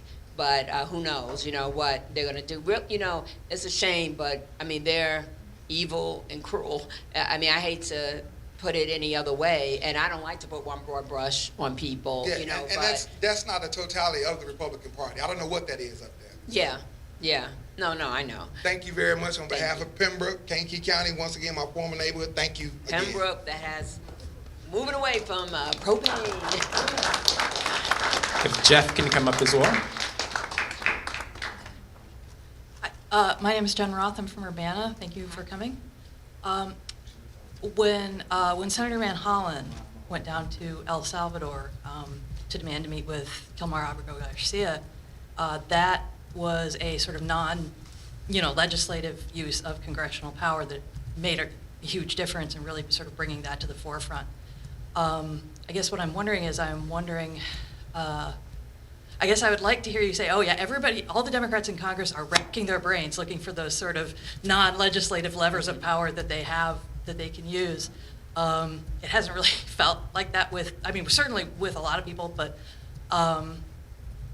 are there still people who need to sort of be I'm not asking for names. Are there people who need to sort of be pressed to sort of see the urgency and the extreme, you know, really existential danger of this administration, to press them into using those levers? Or is there some folks that are still sort of going, okay, we'll wait till the midterms, it'll be fine, you know, keep our heads down? If we could change things right now, we would change things right now. I mean, when we talk about the midterms, I guess in a way that's more reality in a way, because we don't want people to think we could do things, you know, tomorrow, but when it comes to legislation. But what I've always said, no matter who's in office, I still do the things in my district. Like, I still have my housing fairs so people don't lose their housing. I still have my job fairs to help connect people to jobs. I still have my health fairs. You know, I do what I can do in my district. I had to know your rights so that I knew that undocumented folks wouldn't come, but all the people that deal with them, like schools and agencies, that they would know what the rights are. So there's still things that we can do that are not legislative, you know, more programming or, you know, different things like that a lot of us are doing. I have had a couple of teletown hall meetings. My district is so big, it's hard to have town hall meetings all over. So one had 11,000, this was this year, another had 13,000, and then I bring like an expert on with me if it's topical, you know, or something like that. And I did do some face-to-face. I went to Eastern Illinois, which is outside of my district, but that's Boss and Mary Miller. like they have a piece of it, I guess. So I did one there, and then I went to Peoria. Now that's Eric Sorensen's district, but because I went to Bradley, they wanted me to come because it was, he could have come, but they wanted me specifically because they wanted me to talk about diversity, equity, and inclusion, and I started the Black Alumni Scholarship there and the endowment in 1992. And it's still going strong, and the students were very worried about, but everybody came from the president. So those are things, you know, we're doing too, going out of our districts. Plus, we have to call them shadow hearings, because as Democrats, we're really not allowed to have hearings, but Hakeem said they're breaking all the rules, so we'll break some too. So we've gone to, we've been in California, Norfolk, Virginia, Philadelphia. We're going to New Orleans. We're trying to get right to Steve Scalise's district and another person too. And then we're trying to go places where Biden won the district, but Biden won, or Biden or Harris, I should say, won, but a Republican is still the state rep or congressperson. So we're trying to go to their districts because they're scared. You see Don Bacon in the blue dots not running again. You know, so there is some effect, and also whether it's state, mostly, or other places where there's been elections, Democrats have won 15 out of 17. Yeah. So this is in Iowa, this is in Pennsylvania, so that's given us hope too that, you know, people are listening. And the other, I know I'm being long-winded, I'm sorry, but the other thing that we learned from this past election, that we have to use our leverage. I love David Muir, I watch him every night, you know, ABC, but we can't just do ABC and frankly, MSNBC, CNN, you know, social media is important, the influencers are important, the podcasts are important. Like, we realize we have to do more, because really, a lot of times, like, the legacy hasn't done us any good, because they never report what we're doing or the fights we've won. And as I mentioned already, you know, the AGs have been fantastic, and they come to DC, like Kwame has been to DC many times with Keith Ellison and Tish and others, to keep us informed, to let us know, you know, what's happening. And the ACLU has been wonderful, you know, and they're helping us speak to our constituents. Great, thank you very much. Thank you.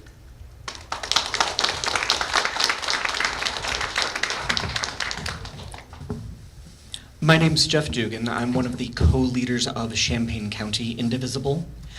I want to give you a moment to dream big for just a moment. Let's imagine a hypothetical Project 2028, in which between the Democratic Party and the Democratic Socialists of America, every single federal, state, and county office that is on the ballot in November of 28 is being contested.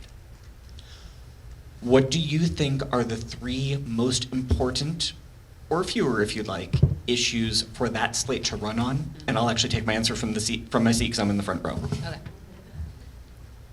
You know, when we talked about this during the last election, people kind of made fun of us a little bit when we talked about saving our democracy, but I think that people get it a little bit more now. And I know you guys got it, but I think that's very important, our freedoms, because our freedoms are being taken away. And when I think about, you know, women's reproductive freedom, when I think about what they want to do to public schools, in my district alone, I would lose 6,777 teachers if they do the most in the state of Illinois. When I think about, you know, freedoms and opportunities, when you say you want to take away diversity, equity, and inclusion, which means everybody, by the way, you know, when you want to take that away, and the only reason I'm here, or I've had the jobs and opportunities I have, is because I'm Black, you know, that's BS. You know, so I know I'm qualified, and I earned, no one gave me anything. I earned everything. I didn't, you know, I'm grateful to people, definitely, you know, my parents and friends and that kind of thing. But I think saving our democracy and our freedoms, we still are fighting for the John Lewis Voting Rights Act. Yeah. We still, and I come from a family from New York City cops, and my nephews are Chicago cops, but we still are fighting for George Floyd justice and policing, you know, and I just think, you know, those things, we're still fighting for health care for everybody. You know, we need that, you know, and Lord knows we need immigration reform. You know, and the thing about immigration reform, as they say, politics makes strange bedfellows. Yes, we want it. The farmers want it. The Chamber of Commerce wants it. So how come we have not, you know, done that? So, and of course, I'm going to say, you know, gun violence, because it's still so prevalent. I mean, the number one reason our kids die, you know, all the kids, I mean, that's absolutely ridiculous. I could go on, the environment, but I do think saving our democracy is so important, because they are chipping away, little by little, trying to take, you know, natural resources, trying to sell parkland, just, and I know, you know, it means different things to different people, especially depending on where you live, but I really think people have more of an understanding. And of course, America being affordable.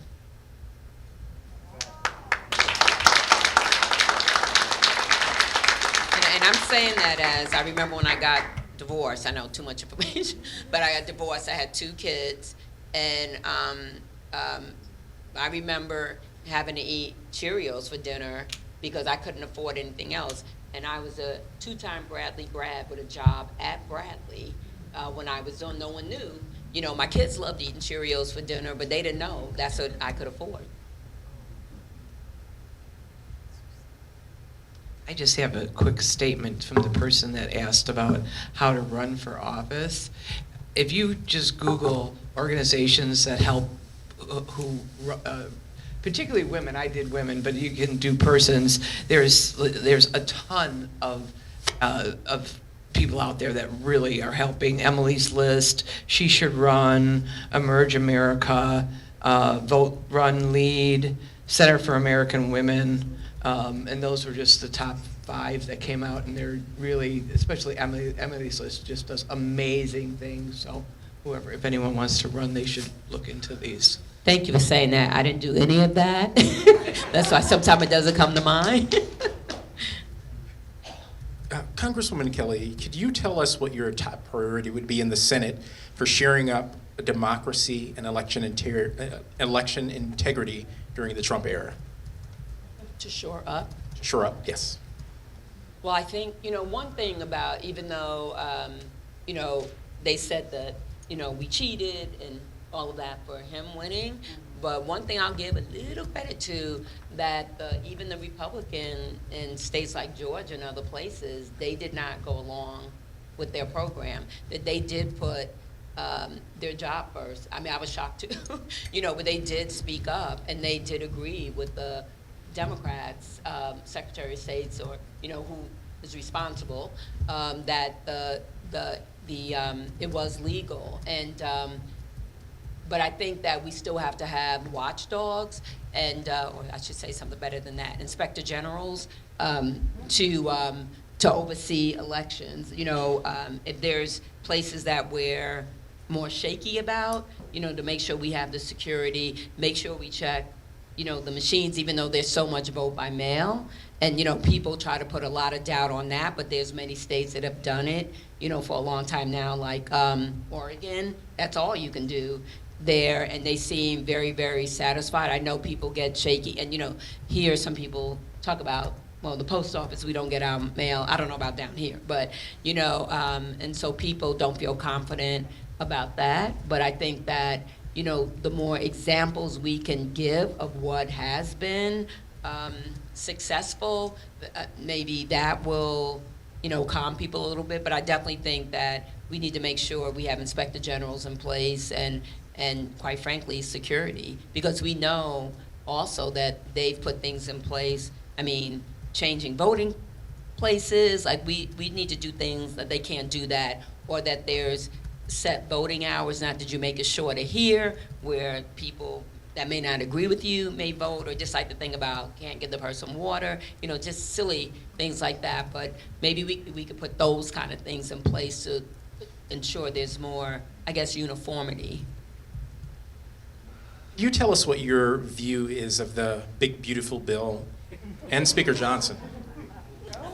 I'm not going to curse. I'm not going to curse. Speaker Johnson is one of the biggest hypocrites that I know.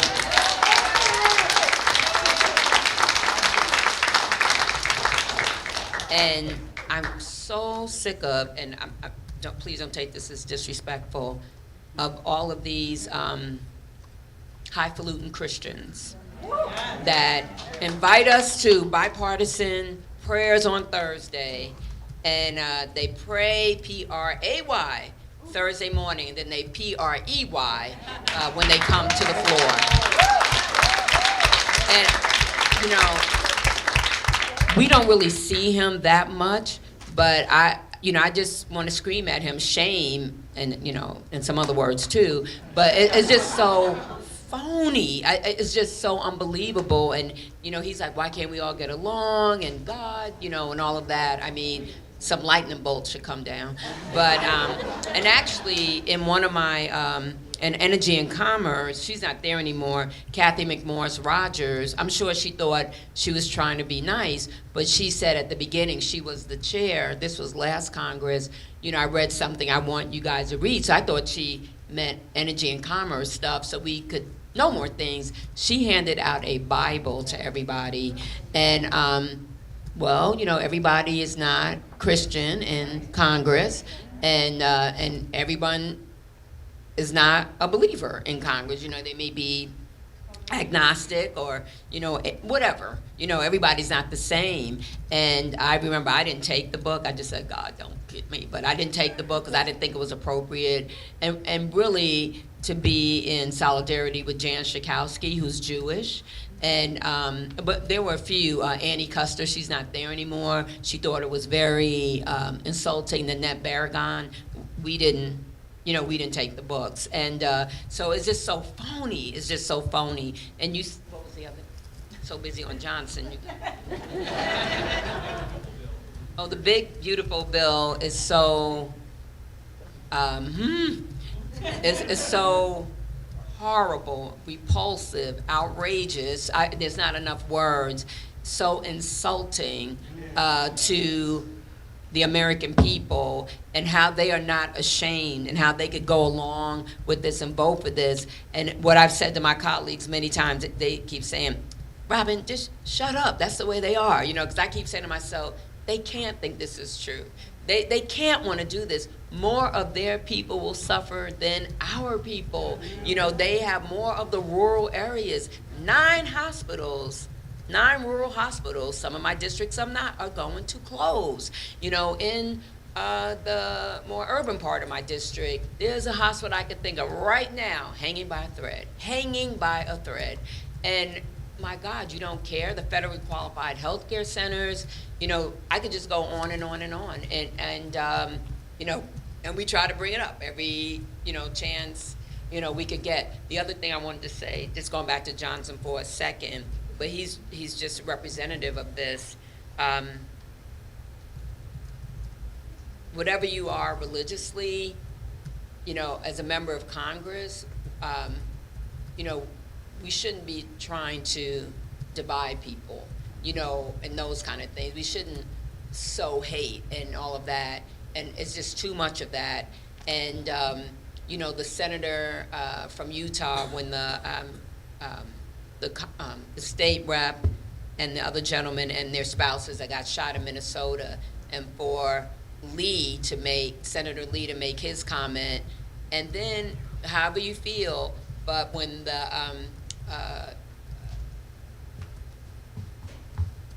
what am I trying to say? The councilman that won for mayor on the Democratic side, when he won, what one of them said, just so racist and ungodly, it's just terrible. But I really think, when Trump came in the first time, the decorum has dropped. in the House. And you know what? Sometimes we act ugly too.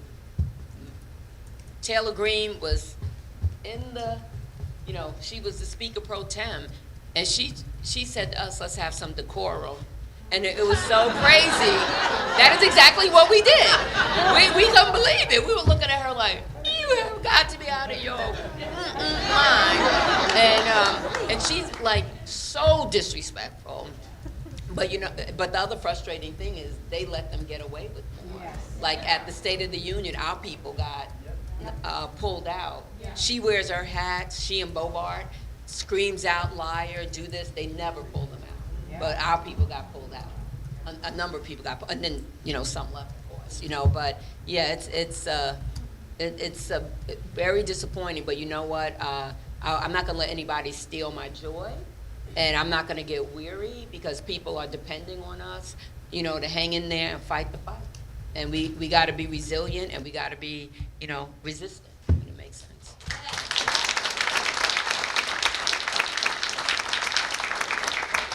Hi, I'm Tracy Dugan. I'm the other half of the leads of Champaign County Indivisible. I'm a social studies teacher, and I teach 7th grade social studies at a middle school a couple blocks away from here. And a lot of what we're talking about today and a lot of what I'm hearing you say is really bringing up an issue for me that has come up as I've been teaching social studies throughout all of the Trump era when he's running for office, and I'm reassuring my students. And one of the things that at the end of it, the first time around, I said, don't worry, we have 3 branches of government. Our government is designed so that those 3 branches will check each other and keep one branch from never getting more power than the others. That's not happening. That's not happening. We're seeing all the other 2 branches kowtow to this. I think I'm in company that I can say this monster that's sitting in our house right now. And what are we supposed to, I think everyone in this room is doing, right? We're all doing. We're all fighting every day. We're working hard. We're fighting. I know you're fighting. I know that there are people in Congress that are fighting, but there aren't enough of you fighting.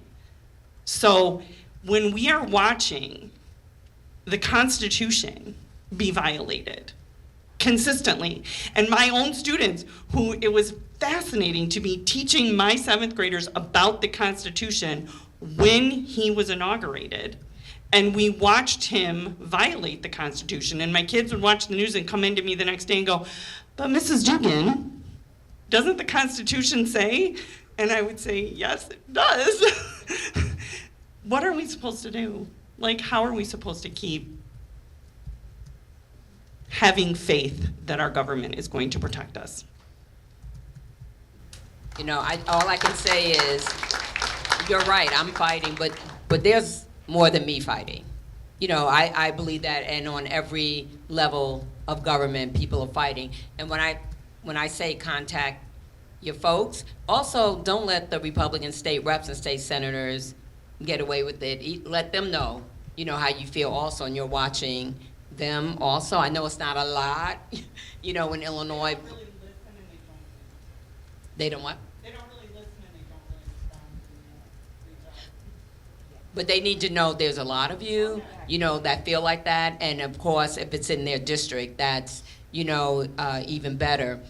Like I said, they have ceded power to the president. There is no, doubt about it. And, we're hoping that, like I said, Don Bacon's not running. The person we had running against him came really close. I don't think he's going to do it again because he tried twice, and I think he's not going to do it. But there's another person, stepping up. The thing is, it's interesting because I'm trying to think how this. How in the Senate they have to have 60 votes. That's saving us some too because the Senate doesn't have it, and there's 5 or 6 Republicans that are not going along with the bill. But honestly, some want to make it worse, than it is. They want more taken out of Medicaid. But thank God, this time the parliamentarian is striking it down. and telling them that they have to have 60 votes. It can't just be majority vote. And so that's what's helping, that's what's helping us also. And it, like, we never thought we would say, yay, Josh Hawley. Never. But when we had the 26.5-hour markup in Energy and Commerce, we were quoting Josh Hawley that this is immoral, and of course, like he's saying, it's political suicide, also the things they're doing, because again, more of their people, will be hurt. But again, the 60 is saving us, the parliamentarian is saving us right now, and then the AGs. And I know it's easy for me to say don't get weary, but we don't want you to get weary because you're keeping us going too. You're keeping us going because, sometimes I'm cursing more than I ever curse,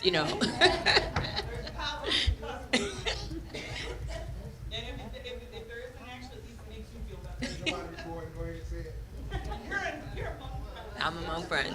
I don't know if there was any young people. I know my grandson's back there somewhere, 10. Can I ask a question? Sure. Me. It's a show. Speaking in regards to some people who don't feel like Congress is doing a lot and a lot of our powers are being seceded to Trump. My name is Stephanie Sabo. I'm from Southern Illinois. So I have lovely Mike Bost as my representative who, even though you speak out, and there has been a lot of speak out. For the No Kings protest, there was over 2,000 in Carbondale. There was over 500 in O'Fallon, 1,000. I don't know if Alton is his, but Belleville had close to 1,000. So there's a lot, and then your smaller towns. He speaked out before that and said that he got into contact with sheriffs and chief of police, and he keeps calling us radical leftists. So I think you keep telling us to speak to our people, especially the ones who live in Boss, Miller, LaHood, who will not listen to us, and who also will tell his constituents, his constituents are like true believers. And I think another reason is, so with the Trump administration and their, unconstitutional acts left and right every day, but people, and I have heard it from my neighbors, that he thinks that they're getting stuff done. So, and how Congress, state, federal, it takes time, but people think, oh, he's an outsider, he's getting things done, not really understanding that this is unconstitutional, but they still get things done. So how can we, as Blue Dots, tell our neighbors, these people who are very MAGA, that this is not how things get done, and how can we fight against that, not remain the status quo? Well, I want to say thank you to you guys, and the thing is, I know it's hard, but you got to keep it up. He's going to act like he doesn't hear you, and he doesn't know what's going on. He knows, because they come back and say, they've said, we're paying Democrats to show up. But we also know, we've seen it time and time again, Republicans come also. So it's easy for me to say, but it's not easy actually, but don't give up, because it's just really important that he sees that you could say that crap. But also the other thing is, I don't know how to say it any other way. Things are not getting done. Things are not getting done. Yeah. First of all, they're fighting with each other. The Freedom Caucus are fighting with their regular people. And just like now, the House Democrats are fighting with the Republican Democrats. So I don't know what they think is getting done. I think a lot of them watch Fox News. I work in healthcare. I work in a rural hospital, so I see a lot of my kids, my patients watch Fox News. Lord have mercy on me. So, and everything, but it is propaganda, and they see like, oh, Trump did this, he's taken away this, and Doge is doing this, and we need Doge in Illinois, and all this stuff. So they see what's being presented to them and not the back end. So again, but these people still be like, oh, they're doing that. So obviously it's working for us, and we're going to continue voting for that way or supporting that person. Another thing is, I don't know how much it's impacted where you live, but Doge, a lot of people have lost their jobs. And it's Democrats and Republicans. They didn't look at how you voted. A lot of people, have lost their jobs. So, and there's a group that has gone around for 15 weeks. I spoke to one group maybe 2 weeks ago, and they were all the USAID people. So you cut USAID, then you did the tariffs, and now you want to cut SNAP. Who's going to be affected? Who is being affected are farmers. And, so tell them to go talk to some of their farmers, who a lot of them are not Democrats, and they were just in my office. They were just in my office the other day. And they even admitted another time they were in my office this year. We know most of us voted for him. There's a lot of buyer's remorse. And I wish those folks would step up, because even with SNAP, you don't give them the benefits. Well, they're not shopping at whatever your grocery store, Kroger, whatever it is, Jewel. And so then they're going to have to lay off people because not as many people are shopping, and then they're not going to buy from the farmers. We are all in this together, and then also what you speak to is all the misinformation. Yes. That's a big part of it. I was at a forum today and someone pulled me aside and said we have to do more. The thing I'm trying to figure out is, like, I send to my constituents newsletters or email. Not that everybody looks at email. It's hard to capture everybody, but we do all kind of different things. But if you live in a red, you don't see the same thing. And what can we do? Because the news doesn't even talk about, what we do. Like, what can we do to get that information to more people? Thank you. And thank you. For your time. I appreciate Thank you. it. Thank you for. Thank you, Congresswoman. I know we're a little over time, but I think this one last question was important that came from one of the audience members. It's about reproductive health and the burden that is put on women. What happens to women and girls that are raped and abortion is illegal? What happens? Can I frame this? I want to frame it. So yes, thank you, Congresswoman Kelly, for coming here. We are very happy that you're here. It's not just that part. Right now, of course, Planned Parenthood is going to be defunded totally because of what SCOTUS did, and we have women who are raped, girls who are raped all the time. We always talk about what happens to them, especially like I'm a retired RN. And I worked oncology most of my working life, but initially there was a point in time that I was practicing on a urology oncology floor. Urology gynecology floor. And during the middle of the night, when we got an admission, and it was a gynae admission, it was usually an ectopic pregnancy that had burst, and we were getting them post-op after a belly full of blood, and here, not only are these reproductive rights screwed, and there are women now that are having ectopics that they don't want to touch, and ectopics are never viable. A lot of times they're going to burst the fallopian tube. They're going to have a belly full of blood, and on top of that, what if they are raped?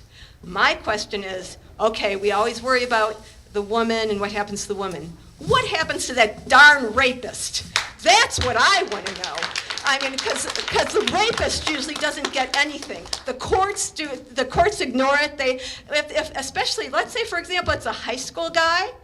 They're saying, well, we want to give them a little. We don't want to ruin his life. We want to be flexible about this. We don't want that. What we really want is for him to just slide. Well, the woman or the girl, and a lot of times it's a 15 or 16-year-old girl, she has her life ruined. So my question is, how do we get it so something is done about these rapists, and maybe we would not have such a problem?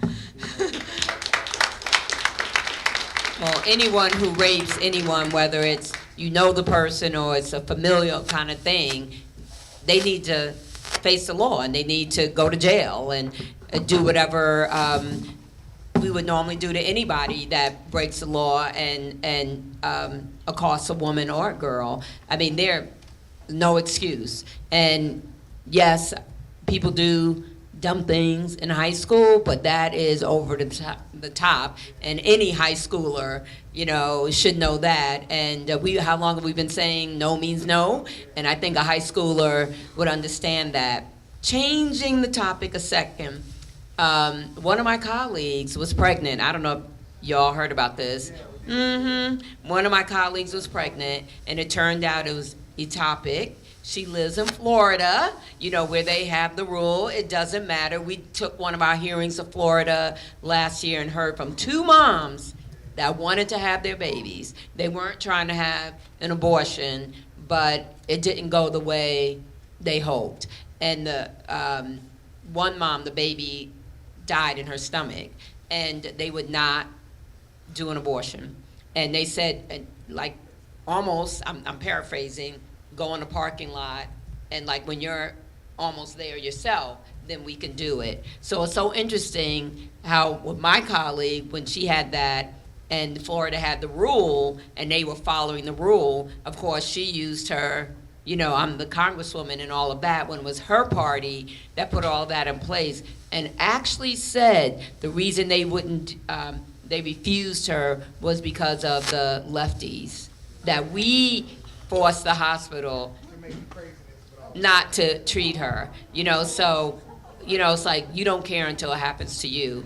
But even like I say about gun violence, just how many people have to be killed or maimed, or who does it have to be before we do anything? Does it have to be one of their children? It doesn't even have to be them, because Steve Scalise was shot, Gabby Gifford was shot, but just who is it that will finally make them do something? Even LGBTQ+. I don't know if this is when I came in or right before, the Republicans fought against it, and then one of the Republicans, his son told him, I'm gay. Then all of a sudden, it was a whole different, ball game. It's really sad. Democrats kind of get up and talk about this more, though, in the news, and kind of fight back on all of these stories coming up, or that are happening every day, that are so hypocritical and just so outlandish. I feel like there could be a stronger force, or like even just one person, a leader, going up and just listing all the hypocrisy and all of the tragedy and all of the ridiculous things that the Republicans are doing that just get passed over so fast, because then it's the next banning chaos topic. We do message every day, like different people do messaging, but it's on C-SPAN. They don't, and then also Hakeem Jeffries speaks every day, or Pete Aguilar. He's the Democratic chair after all of our meetings. They do get up and speak, but, how many people watch C-SPAN? That's the problem. And what I'm talking about was in the paper. If you look up Kat McCormick. Thank you, Congresswoman. Oh, I know you might have other things that are coming up. I just want to thank all of you, and for your commitment, for your staying together. I mean, it's so important. Really, I know we represent you, but you're the important ones. You are the important ones. We work for you. So that's why your voices are so important, just so important. And I just want to thank all of you for taking the time. I know you've been here a while, for taking the time to be here, to listen, to ask questions. And some of the things you said to me, I'm going to go back and say, hey, we need to look at this, or how can we do better, with that? How can we, project even more? We think we're projecting, but we're projecting in our own districts, in a way, and that's why, we're taking the show on the road. They are going to come to Chicago, but I'm hoping that I can convince them to do Chicago and then do downstate also, I know when I had my town hall meeting in Pontiac, that was so appreciated. And then when I went to Eastern, to Charleston to do it there, and my whole thing is I want everybody to know they're important. You don't have to live in Chicago. You don't have to live in Cook County. Like I said, my entrance into Illinois was Peoria, where I lived for many years, worked, and my kids were born there. Everybody's voice is important, and I just want people to realize that. So thank you guys so much, and thanks for what you do. Thank you, Patrick. Thank you, Congresswoman, for coming and taking unfiltered questions from all of us.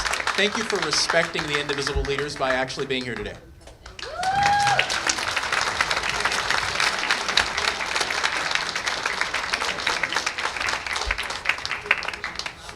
Hey, everybody, it's not over yet. It's not over yet. Okay. Right now, remember when you guys all broke out into groups and you were talking about what your regions were going to do? Well, we want to know what your regions are planning to do. So everybody sit down, have another seat. We would like the people who were leading the breakouts to come up and talk about what your group decided. So everybody, go ahead and sit down. No, it's okay.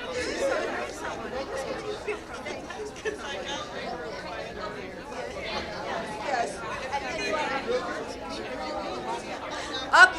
Okay, so I think what we'll do is right now I see Melanie up over there, so maybe we'll start out with the Southern Illinois, the Northwestern Illinois group. Okay, everybody. Okay, Northwestern Illinois. Here we go. Hello, thank you. So we had a very small group. We were the group out in the hallway that you walk past. I think there were about 7 or 8 of us. We had a few representatives from the Quad Cities area, and then a few of us that were from Rockford or Greater Rockford area as well. The 2 Indivisible local groups that were represented are both in the fairly new or the reorganizing stages from some past groups. So it was some really interesting discussion. A few of the challenges that we identified during our discussion, so the bulk of our area is either in the 17th or the 16th. And so we talked about Sorensen and LaHood, and we talked about accountability and making sure that both of those electeds are representing our values, and how for both of them that can sometimes not align with our values. Yeah, if you want to. I mean, I don't think anybody's gonna be able to see my handwriting. I feel like I'm holding my own notes in a giant form here. Thank you. So we talked about our elected congressmen not always representing our values. We talked about, as well as some other areas, but being an extremely large area, right? So there are a few other very active Indivisible groups kind of between our 2 locations, but not quite as many as in other parts of the state, right? So we've got a lot of area to cover, and a lot of very different needs depending on specific characteristics of each of those areas as well. We also talked about some very specific issues that we would like to continue to talk about because they are greatly impacting our area. We talked about some police brutality concerns, ICE, and then as well as mental health issues. And those are issues in all parts of our state. We all know that. But we're definitely feeling some of those concerns in our area. And then the last thing, and this kind of was an overarching theme as we continued to talk, was making sure that because of the size, because of the number of different groups, because of new groups and established groups, overall communication and that coalition building was a big discussion and focus for us, and I'm sure we'll hear that from other groups as well. Some of our goals and actions are that accountability, and we talked about the accountability not just for LaHood, but the accountability for Sorensen, right? And not just focused on our congresspeople, but those were the 2 that kept coming up in our discussion. So our accountability for all of our electeds, no matter what party they represent, right? And then a variety of really effective and intentional, rallies, protests, and marches, making sure that we're holding those high visibility events, but that we're doing so with intention so they can be the most effective. And again, the number one thing we talked about was communication and coalition building across the areas, across groups that aren't close together, because, our entire area is the 16th and the 17th. Not all of it. I know some other people from Central are going to talk about 16 stuff too, possibly. But that's a large area, right? And it's a lot of mileage, and it's a lot of, we had some great contributions in our group. We were talking about like how many media outlets are in that area, right? That's a lot of different cities and a lot of different like farmland areas as well. So a lot of different needs. Thank you. Thank you. Okay. Okay, hey, by the way, after we get this done, we're going to have a little bit of a wrap-up after everybody gets done presenting. And one of the things we want to also give out is rally signs. See these signs that are up over here? Everyone gets one. So, one, yes. Anyway, so how about let's have the suburban people. Suburban people, you want to come up and...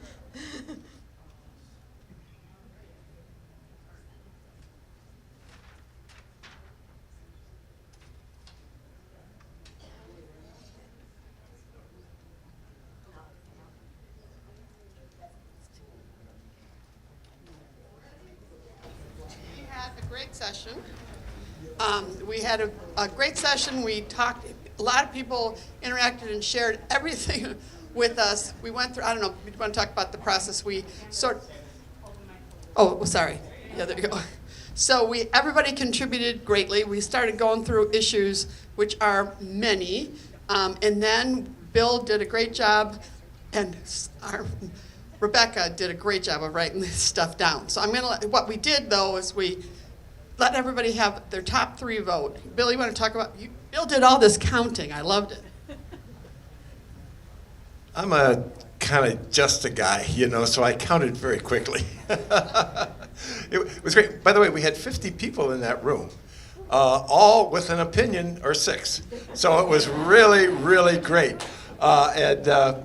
So Rebecca wrote them down as fast as she could, and we just asked everybody to just kind of fire it out, and they did. And everybody started building on what the next person said.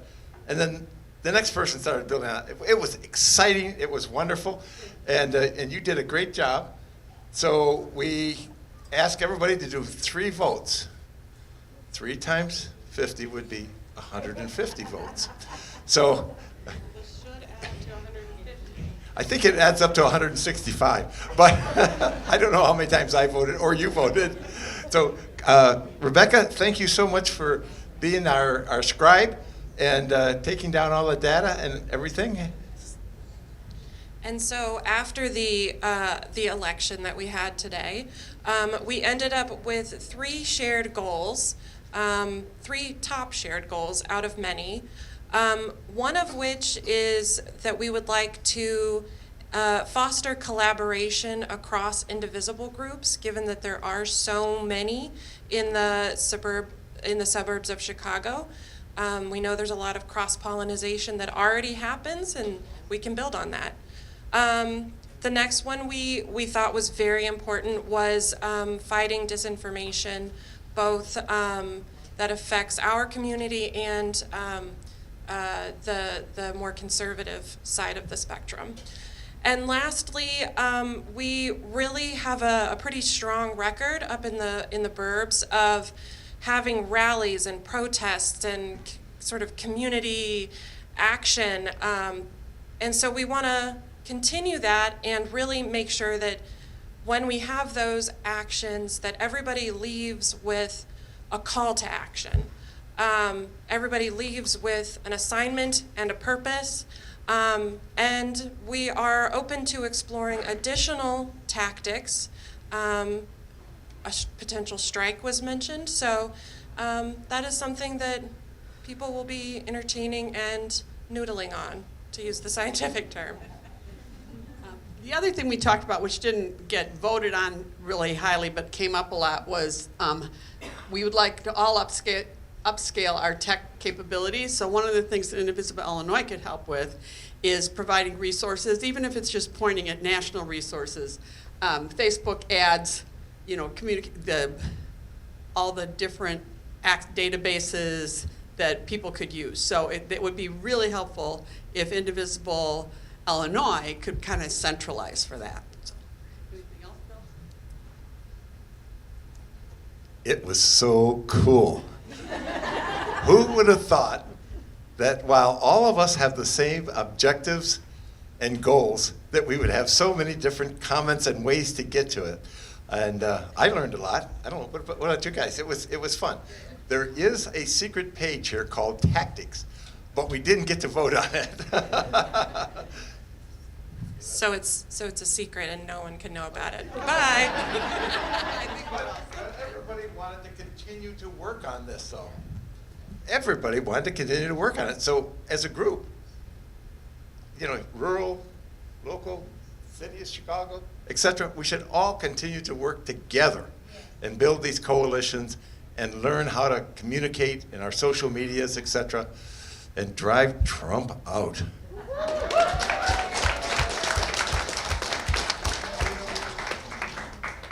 Okay, you guys are awesome, just like always. Okay, next is going to be Central Illinois.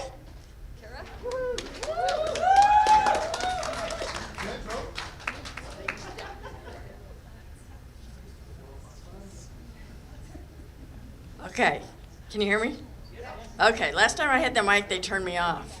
But Jody and Melanie, where's Melanie? Back there, we're our partners in crime, and we were the facilitators.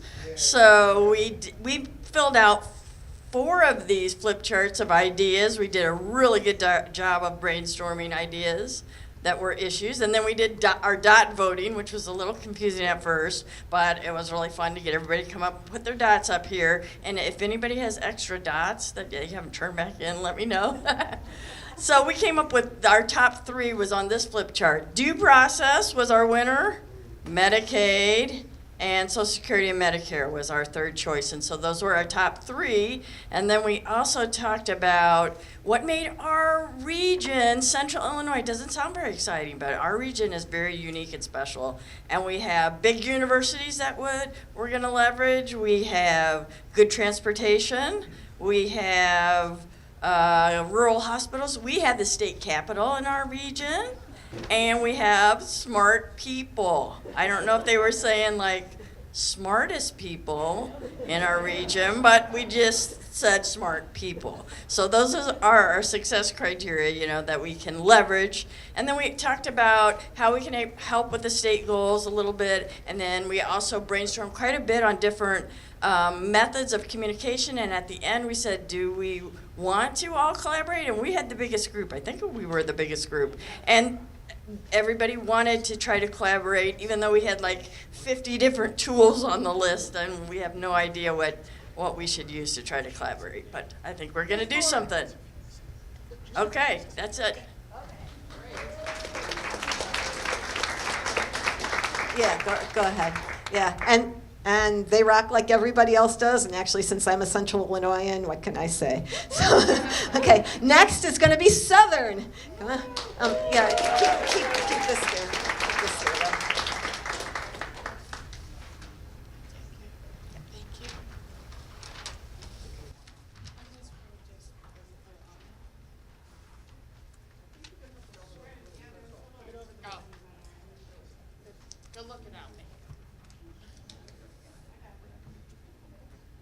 Hi, we're from Southern Illinois, so there's a couple groups with us. We have Indivisible Shawnee from Indivisible Monroe, and then we had Indivisible Kaskaskia and some other people from throughout the big region down south to help with us. So our most pressing issues that we agreed is poor representation. We have limited candidates. Not a lot of ours do are challenged both within their own party or oppositional party. So we have that working against us. Number 2 would be actually Medicaid, because we do have we are a big rural area, and that study that came out, 9 hospitals out of Illinois is potentially be shut down. Well, in my boss district, down in the majority of Southern Illinois, 6 of those are our hospitals. So Medicaid is definitely a huge contributing factor down in Southern Illinois. So that could affect us. And then immigration and ICE, we do have a big Hispanic population. We're big in agriculture and manufacturing. So those are those 2 primary occupationals for that too. And also we did say environmental. I know the coal ash issue, it does contribute down in Southern Illinois as well. So how can those share goals? What are 2 or 3 impact goals that we can align statewide or even within our own Southern Illinois area? Build common coalition in our area. We are so big. down there. So definitely come find ways to come together in regards to that. Voter registration, appeal to those younger generation folks, and collaborate with like-minded organizations. So that's going to like festivals or anything and set up info tables and collaborate with them. And then what can we also do to help work with each other? Joint events, so simultaneously having rallies and protests. For example, next Tuesday, July 1st, Indivisible Shawnee, Indivisible Monroe County is doing a Bother Post protest. So Indivisible Shawnee will be down in his Murfreesboro main office, and we will be up in Muscuda at one of his satellite offices. And bother him. So try to get other groups, and also as well maybe also other groups in his district, and go to all of his offices in regards to that. That could be an issue. Voting registration events, so simultaneously setting up events that we could register those voters, and then setting up a one communication media like Signal or Slack, maybe have those leaders with the in those groups to be able to communicate more better, and then collaborate. Otherwise, that's all we have. Thank you for your time. Awesome. You guys rock too. Boy, these are just rocking. Okay, we have one more group, and basically it's last, but it's not the least. Chicago. All the Chicago guys. Thank you. Hi. I'm Trish, representing the Chicago Proper Group, and I'm not coordinated enough to drag our thing over here, so I have notes on my phone, which is going to work out great because I can't read without reading glasses. So we kind of started out by making a list of, again, challenges and issues like everybody else that ranged from really short-term things like how do we help our Chicago folks that are being targeted by ICE and by other types of discrimination, to what is the vision for the future, right? So we talked about affordable Chicago, we talked about the environment, we talked about things that at some point we know need to be really important on our agenda. Where we really ended up focusing our time, we actually had a group that we had several young folks in our group, which is really exciting. And so we actually spent some time deep diving on how can we expand and attract more people into the effort, particularly younger people, because this is something that's been a huge concern for us in Chicago. And so we talked about several things. We talked about, first of all, what kind of events, what would get a younger person to show up. We talked a little bit about some of the barriers in terms of they're trying to build their lives and their families, and what impact does that have. We talked about that events, at least to start with, they need to have some element of fun, and that's really important for attracting them. We talked about the fact that that a lot of the young folks think that their peers need to understand a lot more about what they can do, why it matters, why should they show up, why do they need to be engaged. And so we talked a little bit about how to incorporate that. We also talked about the fact that an event needs to feel very inclusive and welcoming from the very beginning. So how do you make sure that when those young people, and not just young people, but when somebody new walks in the door, that they're immediately kind of embraced and brought into the effort and made to feel like they're a part. So we talked about several things that I hope we can implement on that front. Then we kind of shifted a little bit, and like the suburbs, the folks in the suburbs said, we have a lot of Indivisible chapters in Chicago. So we also talked a bit about how do we want the collaboration to work. We already have a Indivisible Chicago Alliance, but we talked about what do we really want that alliance to do? What role do we want it to play? We talked about how can we expand the people that are aware of that alliance and what it's doing. So we talked about what kind of tools we can use, like Slack and things, so that we can open up the communication of that group to a much broader group of members. I think things like Slack are also things that younger folks are a lot more used to communicating on. And so I think we didn't quite come to an exact action plan on the collaboration piece, but that was the other piece that we really focused on quite a bit.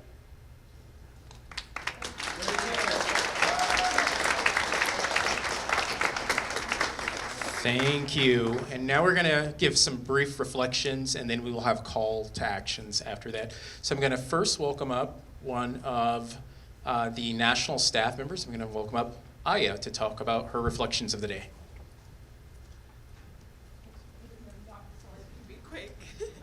Okay, I'm going to read from my list so I can really hit everything. First of all, it was so great being here with all of you today. I feel inspired to see your guys' motivation. Sometimes it can be really hard to do this work, you know, when you guys know, when you feel like you're not winning, like it's really difficult. But just seeing how passionate you all are and how much more good that actually exists, it feels very encouraging. So number one, I want you all to remember that state and local elected officials have significantly more power and impact than you think they do. Two, sometimes a campaign, and I had a lot of conversations with folks after we did our little activity, but I want you all to remember that sometimes a campaign needs to start with ensuring that there's public education and knowledge to make sure that everybody's on the same page. A lot of people talked about miscommunication and misinformation that exists.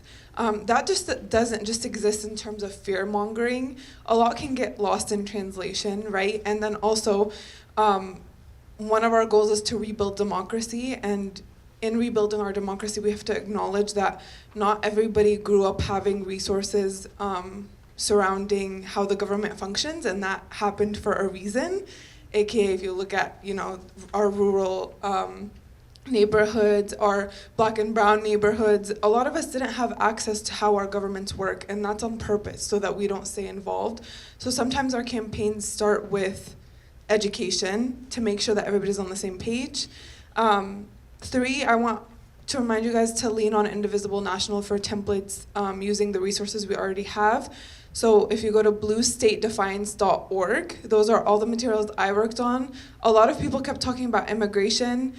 Somebody even mentioned the whole masking debacle of law enforcement detaining people and kidnapping people while being masked. And we actually just released a resource and CTA on that, targeting your governor, attorney general, and city council on Thursday. So it's a brand new resource that you'll find on bluestatedefiance.org, as well as if you just go to our website and just look up Blue State, a Democrats Safeguarding Democracy resource will come up, which is pretty much a little template for you to use to advocate on the state level. Remember to work from the ground up, so micro to macro, so that you don't get overwhelmed. So think, what does your specific city or state need, not federally, because everything gets tied back to federal. This is all to be used to build up for 2026 and 2028, right? So you're getting prepared to know who to vote for and who to hold accountable on every single level in electoral politics. And then finally, remember that the more people involved in your advocacy, the better. So that starts with making sure all of the groups are involved, connecting regionally. I'm sure you guys have a lot of cross communication happening and a lot of issues that are similar, and then get other people involved. Think No Kings, how many organizations were involved. And yeah, that's all. Thank you so much and good luck.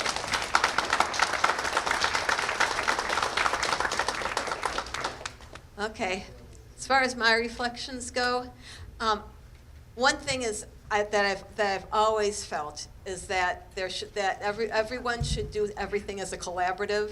There should be a hub with all sorts of spokes to it, so everybody is connected. And I think that is what this particular convening was for. So I mean, Indivisible Illinois, in general, the umbrella organization being a hub for everybody's spokes, so everybody can work together. That is my reflection.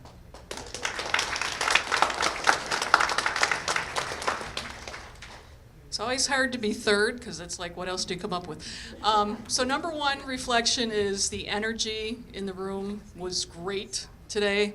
I mean, there are passionate people, there are just creative people that we should all take comfort in that.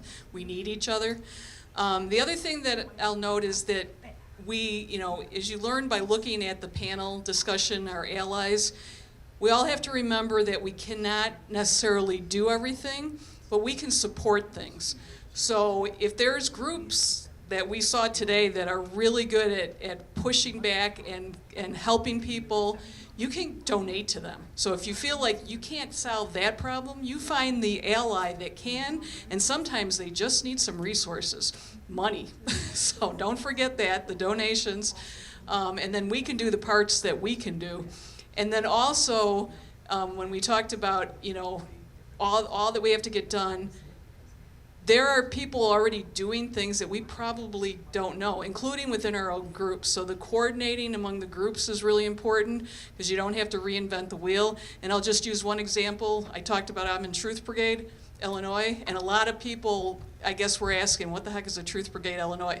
So obviously getting the word out that, and this is just social media we do every 2 weeks. So making sure that we're talking to each other, explaining what we're doing, and can people just lob onto that, to use a totally strange word, rather than reinvent the wheel. And then we can get things done and we do it together. So that's my reflection. Hey everybody, I'll make it quick. So yeah, my reflections, y'all are really smart and really creative. So just to echo that. And you all also are just so kind to each other and just have such a collaborative spirit, and you're open to all the ideas that everybody had to share, which was so lovely because we're not going to be able to implement every idea, but we have to be open to every idea, and we have to make room for all different kinds of people in this network. And I want to give a shout out both to people who are new to the Indivisible network and the people who have been around since 2017, 2018, however long, because we need everybody. And I really think that what we're doing here is gonna be historic.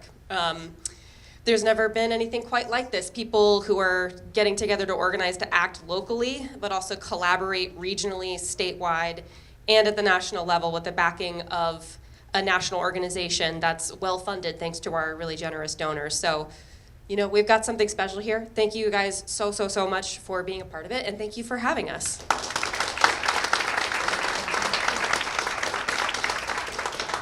I will be very brief because I know that I'm one of the ones keeping everyone from dinner. But my reflections are that we are stronger together. And I think that's something that we saw together. That's the purpose of this entire day, is to show the strength of us unified as a state to accomplish fantastic goals. And there are a number of things that we can do here in Illinois. We know that we are lucky to live in Illinois where we have many protections in place. Not only can we continue to build a Trump-defiant state here within Illinois by putting protections in place, but we can also assist the states that surround us that don't have a lot of those protections in place. And that's some of the things that we're going to focus on over the next 2 years.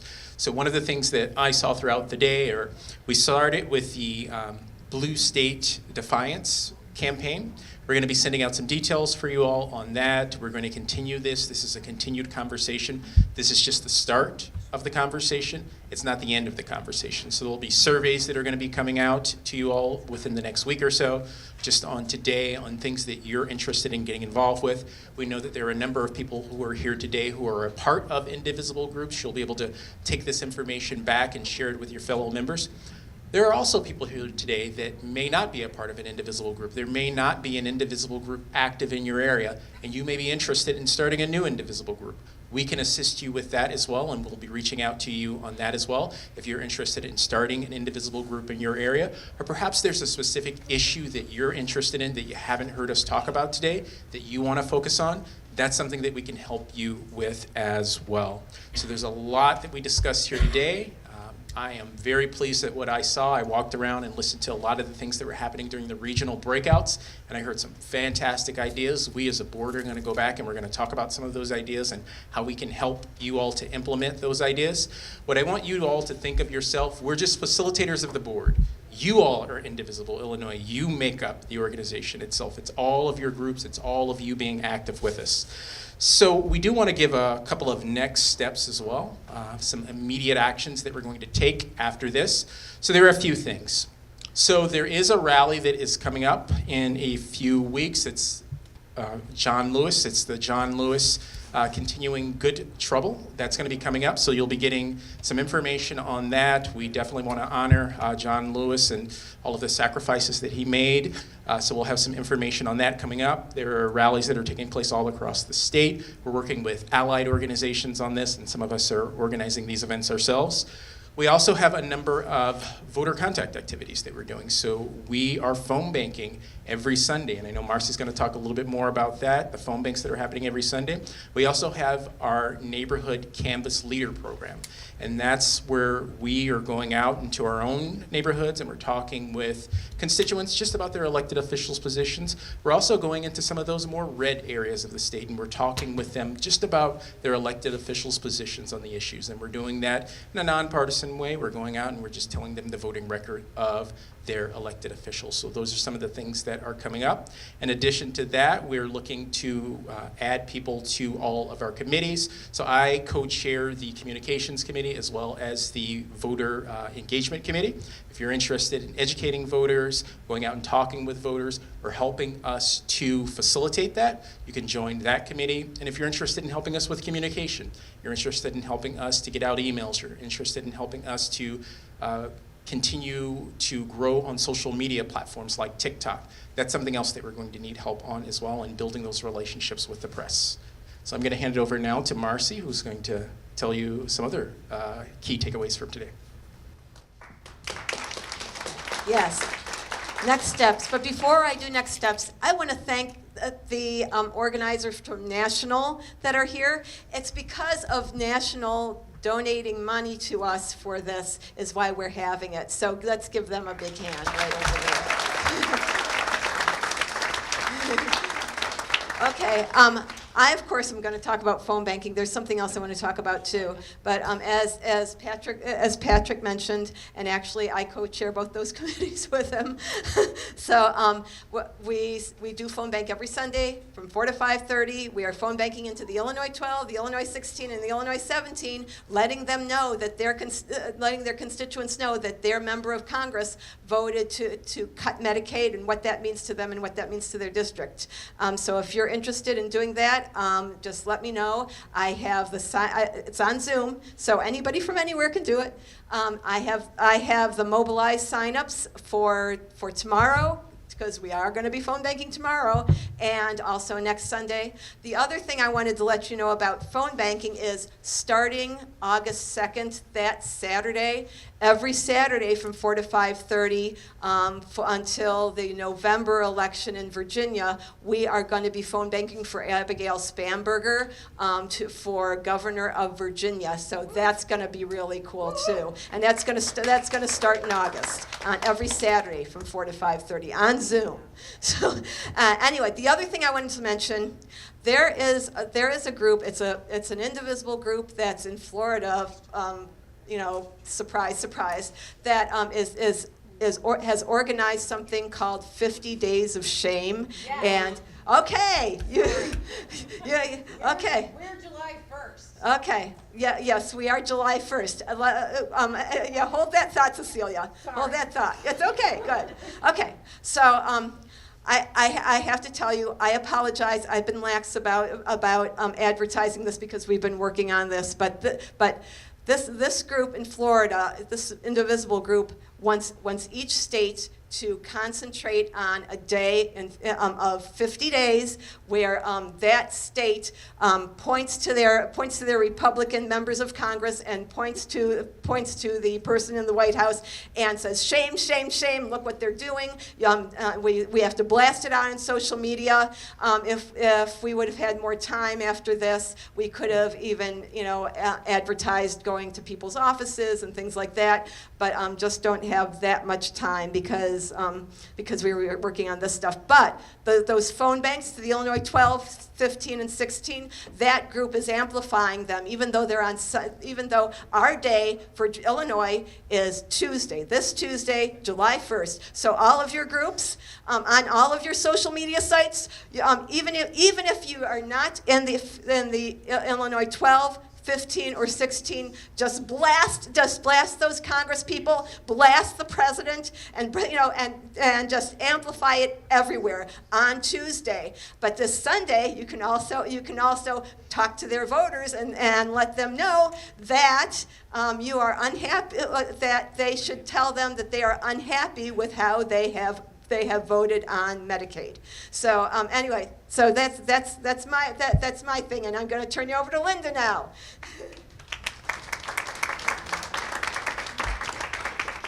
So I was told I have to stand here and I guess get on camera.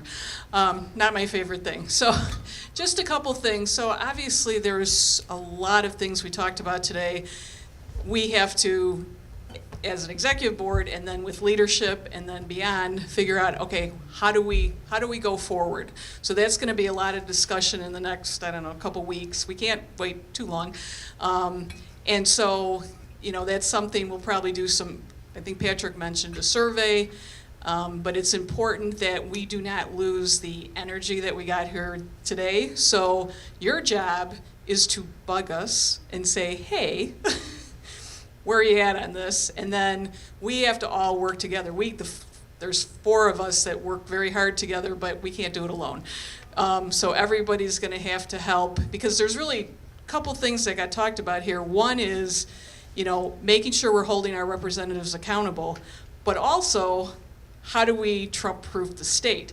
So that's a statewide thing that we have to try to organize and make sure that we are going after our state government. I mean, they're great, but what else can be done? So there's a lot that has to happen after this. This was step 1. And so you'll be hearing from us, and again, your job is to bug us, even though we'll say we don't want to be bugged. So we're going to do our best to get things started. The other thing I want to point out, I talked about the wonderful posters in the back. It is really hard to keep track of all the groups. And so if you hear about a new group or somebody's trying to form a new group, you need to let us know. And I think we got everybody on there, but if you think somebody was missed, let us know that. And I think that's it. And don't forget t-shirts if you still didn't get a t-shirt. And there's rally signs in the back if you didn't get them. And don't go yet, because Patrick has one more thing.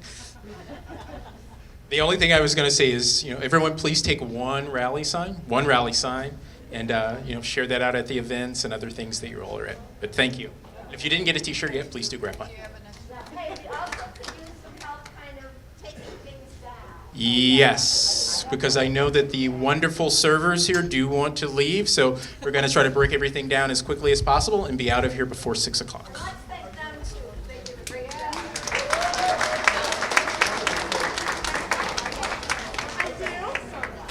Hey, the other people I want to thank are right over there. We have 2 people that have been working really hard filming this the whole entire day.